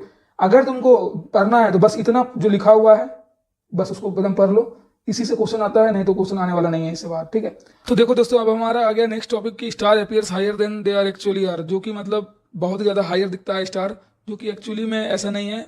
देखो इसका रीजन है कि the air which is at higher altitude, जो कि तुम्हारा हवा है, एयर है, हायर एल्टीट्यूड पे is rarer compare to the air at lower altitude. ठीक है, देखो यहाँ पे बोल रहा है कि जो तुम्हारा एयर है जो कि हायर एल्टीट्यूड पे है वो रेयरर है। रेयरर मीडियम और डेंसर मीडियम हम लोग पढ़ते हैं। ठीक है, रिफ्रैक्शन ऑफ लाइट में हम लोग पढ़ चुके हैं। ठीक है, कि रेयर मीडियम में कैसे क्या बेंड हो रहा है और डेंसर मीडियम में कैसे क्या बेंड हो रहा है, तुम्हारा जानते ही होगे, लॉज ऑफ रिफ्रैक्शन हम लोग पढ़ चुके हैं। ठीक है, अब यहाँ पे दोस्तों बात है कि जो एयर है हायर एल्टीट्यूड पे ये रेयर है as compare to lower altitude में। देखो जो लोअर एल्टीट्यूड में एयर है उसके कंपेयर में जो हायर एल्टीट्यूड पे एयर है, ऊपर जो है एयर वो बहुत ही रेयर मीडियम है। As the light from the star comes down that means from rare medium to denser medium. देखो लाइट रेज तो आ रही है स्टार से, ठीक है, स्टार से तो लाइट रेज आ रही है, लेकिन बात यहाँ ये हो रही है कि हायर एल्टीट्यूड पे तो रेयर मीडियम है और फिर डेंसर मीडियम तुम्हारा नीचे है, क्योंकि लोअर एल्टीट्यूड पे तुम्हारा air as comparable to upper altitude तुम्हारा रेयर है और लोअर एल्टीट्यूड तुम्हारा डेंसर है। तो इस वजह से ऊपर से जो नीचे आ रहा है मतलब रेयर से नीचे आ रहा है ना, क्योंकि अपर में तो रेयर मीडियम है, तो ऊपर से अगर नीचे आ रहा है that means rare medium to denser medium, जो तुम्हारा लाइट रेज रेयर मीडियम से डेंसर मीडियम में आ रहा है, it reflect more and more towards the normal due to increasing in refractive index. तो देखो रेयर से डेंसर में आ रहा है तो उसका रिफ्लेक्टिव इंडेक्स बहुत ज्यादा इंक्रीज हो जाता है। देख सकते हो भाई इधर तुम इंक्रीज हो जा रहा है, ऊपर से नीचे आ रहा है ना तुम्हारा लाइट रेज स्टार का, तो वो बहुत ही ज्यादा इंक्रीज हो जा रहा है रिफ्लेक्टिव इंडेक्स उसका। ठीक है, so due to the reflection of light coming from the star, तो वो जो रिफ्लेक्शन ऑफ लाइट है वो जो स्टार के थ्रू आ रहा है, the star appears to be at higher position than the actual position, इसी वजह से हायर पोजीशन पे दिखता है एक्चुअल पोजीशन से। Even our nearest star the sun is also appear the higher position than its actual height. देखो भाई जब भी हम लोग दिन में कोशिश करते हो तुम लोग चलो आकाश को देखते हैं, ठीक है, सूरज को देखते हैं, ठीक है, तुम लोग सोचते हो कि एक बार चलो हम लोग सन से आंख मिला के देखते हैं, ठीक है, कभी कभी सोचते होगे, ये ख्याल तो तुम्हारा आफ्टरनून में ही आता होगा मैक्सिमम टाइम, रात में तो आ नहीं सकता है, मॉर्निंग में तो इतना टाइम तुमको रहता नहीं है, स्कूल्स के बाद आते हो लेक्चर्स वगैरह देख के स्कूल्स के, या फिर खुद अप्लाई करना चाहते हो डेली लाइफ में तो खुद सोचते हो कि चलो आज एक्सपेरिमेंट करते हैं क्या कि आंख मिला के देखते हैं सूरज से, ठीक है, जो कि तुमको एकदम करना नहीं चाहिए, तुम्हारा आंख ना तुरंत तुम ब्लाइंडनेस का शिकार हो जाओगे भाई, ठीक है, क्योंकि जो लाइट रेज आ रही है सन से ना वो बहुत ज्यादा एक्सट्रीम लाइट रेज है, ठीक है। जब भी तुमको पहला लेक्चर में क्या बताया था इस चैप्टर का कि तुम्हारा आंख बंद हो जाता है, ठीक है, आई जैसे ही तुम्हारे आंखों पे पुपिल का क्या काम है, हर चीज का तुमको वर्किंग बताए थे कि भाई तुम्हारा आंख कितना पावर झेल सकता है, अगर तुम ज्यादा लाइट दे दोगे तुम्हारा आंख तुरंत बंद हो जाएगा, ठीक है, क्यों बंद हो जाता है, ठीक है, तो यही सब रीजन है कि जैसे ही तुम आंख मिलाना चाहोगे तुम आंख बंद कर लोगे, तुम मिला ही नहीं पाओगे, ठीक है। और एक चीज कभी कभी नजर चला भी जाता होगा आंख पे, तो तुम देखते होगे कि एकदम टॉप पे है सूरज, ठीक है, उसके एक्चुअल हाइट से टॉप पे है। तो इसी वजह से तुम्हारा है टॉप पे, क्योंकि उसका जो लाइट रेज रिफ्लेक्ट कर रहा है रेयर मीडियम से डेंसर मीडियम से, ठीक है, रेयर मीडियम से जो तुम्हारा डेंसर मीडियम रिफ्लेक्शन होते हुए आ रहा है लाइट रेज, तो वो बहुत ही ज्यादा इसका जो रिफ्लेक्टिव इंडेक्स है वो इंक्रीज हुआ है, ठीक है, ऑलरेडी इंक्रीज है भाई। तो इस वजह से तुम्हें एक्चुअल पोजीशन पे नहीं दिखता है स्टार्स वगैरह। जो हमारा क्लोजेस्ट स्टार है तुम्हारा जैसे कि सन है, ये भी तुमको एक्चुअल पोजीशन पे नहीं दिखता है, ठीक है। तो एकदम तुमको ये सारा एग्जांपल्स याद रखना है और फैक्ट याद रखना है, ठीक है। तो दोस्तों हमारा आता है फ्लिकरिंग ऑफ फ्लेम टॉपिक। तो फ्लिकरिंग ऑफ फ्लेम में क्या होता है कि हम लोग मोमबत्ती अगर मान लो चलाते हैं, तो वो जो तुम्हारा फ्लेम है उसके ऊपर का जो एयर है वो तुम्हारा हॉटर होता है एज कंपेरेबल तुम्हारे सराउंडिंग में जो एयर है, ठीक है, क्योंकि सराउंडिंग में जो एयर है वो तुम्हारा कूलर होता है एज कंपेरेबल टू तुम्हारा जो फ्लेम के ऊपर जो एयर है। तो जो तुम्हारा हॉटर एयर है वो बहुत ही लाइटर होता है, सेकंड पॉइंट में ये लिखा हुआ है। एंड देन कूलर एयर, देखो जो उसके ऊपर का जो एयर है वो बहुत ही ज़्यादा ठंडा रहता है और as comparable to hotter air तुम्हारा लाइटर रहता है, क्योंकि कूलर एयर तुम्हारा क्या है वो डेंस है और हॉटर एयर तुम्हारा लेस डेंस है एज कम्पेरेबल टू तुम्हारे जो सराउंडिंग में एयर है, ठीक है। And has refractive index slightly less than that of cooler air above it. और जो तुम्हारा रिफ्रैक्टिव इंडेक्स है वो भी लेस है हॉटर एयर का जो कंपेरेबल टू तुम्हारा कूलर एयर है, ठीक है, उसके तुलना में, क्योंकि कूलर एयर जो तुम्हारा सराउंडिंग में है उसका जो रिफ्रैक्टिव इंडेक्स होगा वो बहुत ज़्यादा होगा एज कम्पेरेबल टू तुम्हारा जो हॉटर एयर है, ठीक है। Since the physical condition of the refracting medium are not stationary, तो इस वजह से जो तुम्हारा फिजिकल कंडीशन है रिफ्रैक्टिंग मीडियम का मतलब एयर का, तो यहाँ पे रिफ्रैक्टिंग मीडियम क्या है फ्लिकरिंग ऑफ फ्लेम में, यहाँ पे refracting medium flickering of flame में एयर है, ठीक है। तो ये जो रिफ्रैक्टिंग ऑफ मीडियम एयर है इसका फिजिकल कंडीशन जो है नॉट स्टेशनरी नहीं रहने की वजह से the apparent position of object, जो अपरेंट पोजिशन है ऑब्जेक्ट का as seen through the hot air fluctuates, तो इस वजह से हम लोग देखते रहते हैं कि वो फ्लक्चुएट करते रहता है, ऐसे ऐसे ऐसे ऐसे ऐसे ऐसे ऐसे हिलते रहता है। समझ में आ गया ना भाई, समझ में आया कि नहीं। अब आता है दोस्तों हमारा टॉपिक स्कैटरिंग ऑफ लाइट। यहाँ पे स्कैटरिंग ऑफ लाइट को मैंने देखो कितना अच्छे से लाइट को सजा के रखा है डिफरेंट कलर से। तो स्कैटरिंग ऑफ तुम्हारा जो लाइट है इसमें अभी हम लोग जानने वाले हैं कैसे हो रहा है, क्या हो रहा है, scattering of light, Tyndall effect, सारा चीज देखेंगे और स्काई का कलर ब्लू क्यों होता है ये भी देखने वाले हैं। लेकिन इससे पहले दो चीज जान लो कि व्हाइट कलर ऑफ क्लाउड्स किसको कहते हैं, ठीक है। Clouds are seen due to scattering of light, तुम भी जानते हो कि स्कैटरिंग ऑफ लाइट की वजह से हम लोग क्लाउड्स को देखते हैं from lower part of the earth atmosphere containing large particle of dust water etc.. देखो हम लोग जो क्लाउड्स को देखते हैं lower parts of the earth से, नीचे से, ठीक, ग्राउंड से एटमोस्फेयर में, तो वो जो लार्ज पार्टिकल्स जैसे कि डस्ट वाटर इटीसी है वो कंटेनिंग किया रहता है क्लाउड्स, ठीक है। So all the colours are scattered equally and clouds appear white. तो इस वजह से तुम्हारा जो जितने भी कलर्स हैं वो स्कैटर्ड होते हैं इक्वली, इस वजह से जो तुम्हारा क्लाउड है वो व्हाइट तुम्हारा पाया जाता है। तो यहाँ पे क्वेश्चन आ सकता है कि क्यों क्लाउड का कलर व्हाइट होता है, why clouds colour is white. तुमको यहाँ पे आंसर लिखना पड़ेगा, ठीक है, ये पूरा रीजन लिख दोगे तो तुम्हारा आंसर हो जाएगा, ठीक है दोस्तों। अब आता है कि डेंजर सिग्नल्स आर रेड, मतलब हमेशा हम लोग देखते हैं कि कोई भी डेंजर सिग्नल, कोई खतरनाक सिग्नल बना रहता है वो तुम्हारा लाल कलर का होता है। क्यों लाल कलर का होता है भाई, कि red light has a longest wavelength. हम लोग अभी तुरंत देखे थे विवग्योर वाले टॉपिक में जहाँ पे डिस्पर्सन ऑफ लाइट देख रहे थे, तो वहां पे रेड लाइट का जो तुम्हारा वेवलेंथ है वो बहुत ही ज्यादा होता है, ठीक है। क्योंकि देखो जो तुम्हारा विवग्योर में जो नीचे से जा रहा है वो तुम्हारा वेवलेंथ उसका बहुत ज्यादा कम है, ठीक है, और ऊपर का तुम्हारा वेवलेंथ धीरे धीरे बढ़ते जा रहा है जैसे विवग्योर, ठीक है, ऐसे जा रहा है, ठीक है ना। तो इस वजह से hence is scattered least by fog और स्मोक। इसी वजह से जो तुम्हारा वेवलेंथ है रेड लाइट का, ठीक है, रेड कलर का जो तुम्हारा वेवलेंथ है रेड लाइट का तुम्हारा लॉन्गेस्ट वेवलेंथ की वजह से वो बहुत ही कम लीस्ट स्कैटर्ड करता है फॉग और स्मोक के द्वारा, ठीक है ना। इसी वजह से hence red light can be clearly seen even from a distance. इसी वजह से हम लोग बहुत ही दूर से भी देख पाते हैं रेड लाइट को, ठीक है। So danger signals light are red in colour, तो इस वजह से डेंजर सिग्नल लाइट को हम लोग कलर रेड कलर ही देते हैं डेंजर सिग्नल। तो यहाँ पे क्वेश्चन आ सकता है यहाँ पे कि why danger signals are red always, always या फिर जनरली, ऐसे भी आ सकता है generally danger signals are red. तो इसका रीजन तुम अब दो हमको। तो रीजन यहाँ पे दोस्तों लिखा हुआ है, रीजन एकदम याद रखना है कि रेड लाइट का लॉन्गेस्ट वेवलेंथ होता है और लीस्ट स्कैटर्ड किया जाता है फॉग और स्मोक के द्वारा, ठीक है। और रेड लाइट क्लियरली इस वजह से हमें लंबे लंबे डिस्टेंस से भी दिखाई देता है। तो इसी वजह से हम लोग डेंजर सिग्नल्स के लिए रेड लाइट का उपयोग करते हैं, ठीक है। तो देखो दोस्तों यहाँ पे मैंने डायग्राम के थ्रू भी सनसेट और सनराइज का यहाँ पे दे के रखा है। ऑब्जर्वर यहाँ पे है, फिर लेस ब्लू स्कैटर्ड, यहाँ पे सन नियरली ओवरहेड है, ब्लू स्कैटर्ड, सन अपीयर्स रेडिश, सन नियर हॉरिजन। ये सारा तुम्हारा रीजन है। तुम अगर ये रीजन भी करके दिखा देते हो एग्जामिनेशन में तो तुम्हारा कहीं भी मार्क्स कटने वाला नहीं है, ठीक है। प्रोसेस है सनराइज का भी, यहाँ पे ये भी दिखा दोगे करके, तो मैं कहीं भी मार्क्स कटने वाला नहीं है। लेकिन तुम्हारा सनराइज और सनसेट सिलेबस से ही रिमूव कर दिया गया है, फिर भी तुम प्रैक्टिस के लिए इसको पढ़ सकते हो, लिख सकते हो, क्योंकि इसको तुमको जानना है फिजिक्स अगर बाद में लेके चलना है तो, ठीक है। पीसीएम लेना है तो जान के रखो भाई, नॉलेज लेके रखो, इसको रीड आउट कर लेना। यहाँ पे मैंने देख रखा है advance sunrise and delayed sunset के बारे में, ठीक है। तो इसको एक बार रीड आउट कर लेना कि क्यों हो रहा है। फिर उसके बाद यहाँ पे रीजन है तुम्हारा, डायग्राम के साथ मैंने देख रखा है, देख लेना डायग्राम। और फिर चलते हैं हम लोग स्कैटरिंग ऑफ सनलाइट को, देखते हैं क्या है अब स्कैटरिंग ऑफ सनलाइट, ठीक है। Throwing of light in different direction on passing through reason of small particles is called scattering of light. देखो लाइट रेज को थ्रो करना different direction on passing reasons, ठीक है, ऑफ स्मॉल पार्टिकल्स, इसको कहेंगे तुम scattering of light. The scattering is result in the presence of various particles in atmosphere. जानते हैं हम लोग बहुत सारे पार्टिकल्स से स्कैटर करता है एटमॉस्फेयर में light. Our planet earth consists of various mixtures of particles like smoke, molecules of air, dust particles and water droplets. हमारा जो प्लैनेट्स है, ठीक है, वो बहुत सारा डिफरेंट वेरियस मिक्सचर्स को कंटेन किया रहता है। पार्टिकल्स लाइक स्मोक हो गया, मॉलिक्यूल्स ऑफ एयर्स हो गया, फिर डस्ट पार्टिकल्स हो गया, फिर वाटर ड्रॉपलेट्स हो गए, ठीक है। This diffuse particles reflect the light before it reaches to the earth. ये जो तुम्हारा जितना भी डिफ्यूज पार्टिकल्स है, ये क्या है, रिफ्लेक्ट करता है लाइट रेस को, जब तक वो अर्थ पे पहुंचेगा उससे पहले ही डिफ्यूज कर देता है, ठीक है। फिर the scattering of the light by colloidal particles is known as Tyndall effect. यहाँ पे भी हम लोग टिंडल इफेक्ट के बारे में पढ़ने वाले हैं, ठीक है।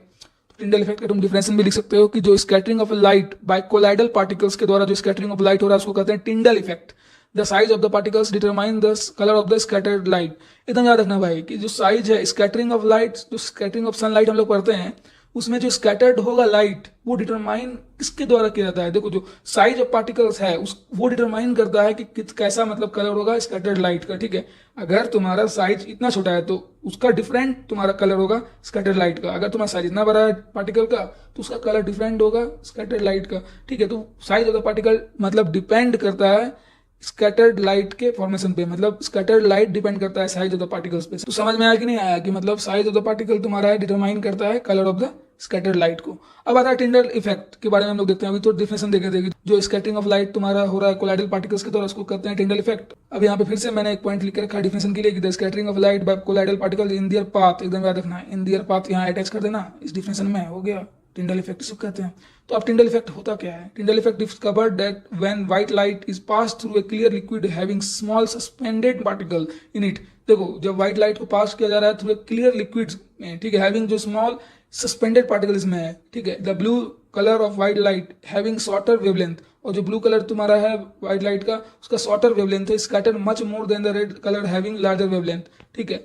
देखो जो तुम्हारा ब्लू कलर है व्हाइट लाइट का having shorter wavelength is scattered much more.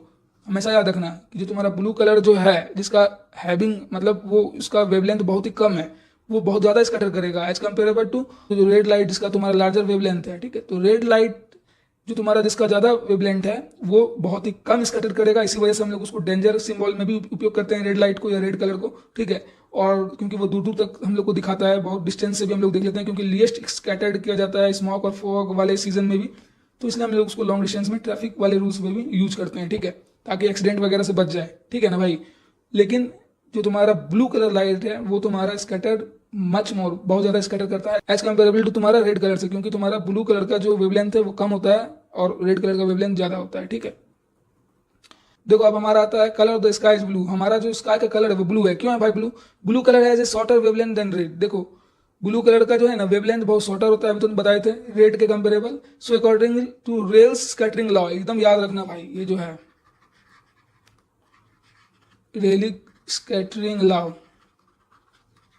तो उनके स्कैटरिंग लॉ के तहत blue colour of sunlight scatter much more strongly by the large number of molecules present in the earth atmosphere, ठीक है। देखो बात ये हो रही है ना कि उनके स्कैटरिंग लॉ के तहत ब्लू कलर जो तुम्हारा है सनलाइट का वो स्कैटर करता है much more strongly as comparable to तुम्हारा कोई अदर जो कलर है, ठीक है।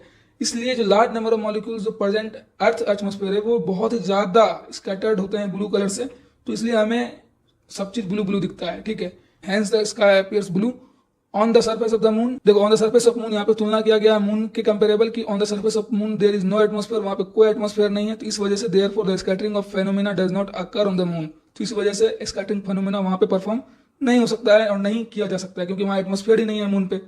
तो कोई पूछ देगा क्वेश्चन कि वाई, तो क्वेश्चन आ जाएगा रीजन बिहाइंड कि why scattering phenomena doesn't performed in moon, या फिर ऑन मून, ठीक है। Why scattering phenomena doesn't occur on moon, ठीक है। तो तुमको वहां पे रीजन लिखना है कि because there is no atmosphere so scattering phenomena doesn't occur on moon, hence the sky of the moon appears dark. तो इसी वजह से तुम्हारे मून का स्काई का कलर जो है वो काला दिखता है, ठीक है, क्योंकि वहां पे एटमोस्फेयर ही नहीं है, वहां स्कैटर ही नहीं हो पाता है लाइट रेस, ठीक है। समझ में आ गया ना भाई। देखो यहाँ पे भी तुम्हारा पूरा देखो दिख रहा है ना। यहाँ पे मैंने ये डायग्राम अगेन फिर से रखा था ताकि तुमको दिखा सकूं कि देखो पूरा आकाश तुमको ब्लू दिखता है, ठीक है। क्यों दिखता है, रीजन तुम जान गए, ठीक है। एकदम यही रीजन लिख के आना एग्जामिनेशन में। 4 point is enough, 4 point 5 point 3 point ये इनफ होता है सीबीएसई में एकदम फैक्ट लिखने के लिए, अगर तुमको मार्क्स पूरा गेन करना है तो, ठीक है दोस्तों। तो दोस्तों यही था हमारा chapter human I and colourful world, ठीक है। मैंने लेक्चर 1 और लेक्चर 2 के माध्यम से, दोनों के थ्रू मैंने इस पूरे चैप्टर को कवर कर दिया है दोस्तों, ठीक है। बहुत ही इंटरेस्टिंग चैप्टर है ये। दोनों लेक्चर अगर तुम देख लियोगे तो मैं गारंटी दे रहा हूं कि कहीं भी तुम्हारा मार्क्स इस चैप्टर से छूटने वाला नहीं है, ठीक है। एकदम श्योर रहो कि तुम्हें मार्क्स इस चैप्टर से छूटने वाला है एकदम नहीं है, अगर तुम इस नोट्स को फॉलो करते हुए चलते हो तो, ठीक है। एकदम साहिल भाई भरोसा करो, एकदम तुम्हारा मार्क्स आने वाला है इस चैप्टर से। क्वेश्चन आते ही आते हैं दोस्तों, एकदम तुम्हारा ये चैप्टर और लाइट रिफ्लेक्शन और रिफ्लेक्शन जो तुम्हारा चैप्टर है, ठीक है, इस दोनों चैप्टर को एकदम पकड़ के रगड़ दो। नोट्स मैंने दे के रखा है, लाइट वाला चैप्टर भी मैंने पढ़ा के रखा है, साइंस से रिलेटेड और भी सारे चैप्टर्स मैंने पढ़ा के रखे हैं, केमिस्ट्री बायोलॉजी सारी चीज, ठीक है। तो तुम जाके चेकआउट कर सकते हो। तो दोस्तों आई होप तुम्हें ये चैप्टर बहुत ही अच्छा लगा होगा। Thank you for watching this video. और फिर दोस्तों जाके रिक्वेस्ट है चैनल को सब्सक्राइब कर लेना और साहिल भाई को सपोर्ट दिखाना। तुम्हारे साहिल भाई को तुम्हारे सपोर्ट की बहुत ज्यादा जरूरत है, एकदम सपोर्ट करते रहो इसी तरह और मोटिवेट रखो। तो दोस्तों मिलते हैं नेक्स्ट वीडियो में नेक्स्ट लेक्चर के साथ। Thank you and have a nice day. और कमेंट जरूर करना कि तुम्हें कौन सा चैप्टर में बहुत ज्यादा प्रॉब्लम फेसेस करना पड़ रहा है, कौन सा चैप्टर तुम्हें चाहिए, ठीक है। कमेंट करके बताओ मेरे को, तब मैं वो चैप्टर जल्द से जल्द लाने की कोशिश करूंगा, ठीक है। तो चलो नोट्स जाके तुरंत बना लेना और प्रैक्टिस करने बैठ जाओ इस चैप्टर का, डायग्राम के साथ भी डायग्राम का ही प्रैक्टिस करो। Thank you and have a nice day. और दोस्तों चैनल को जरूर सब्सक्राइब कर लेना। आई होप तुम लोगों को बहुत ही मजा आया होगा इस चैप्टर में।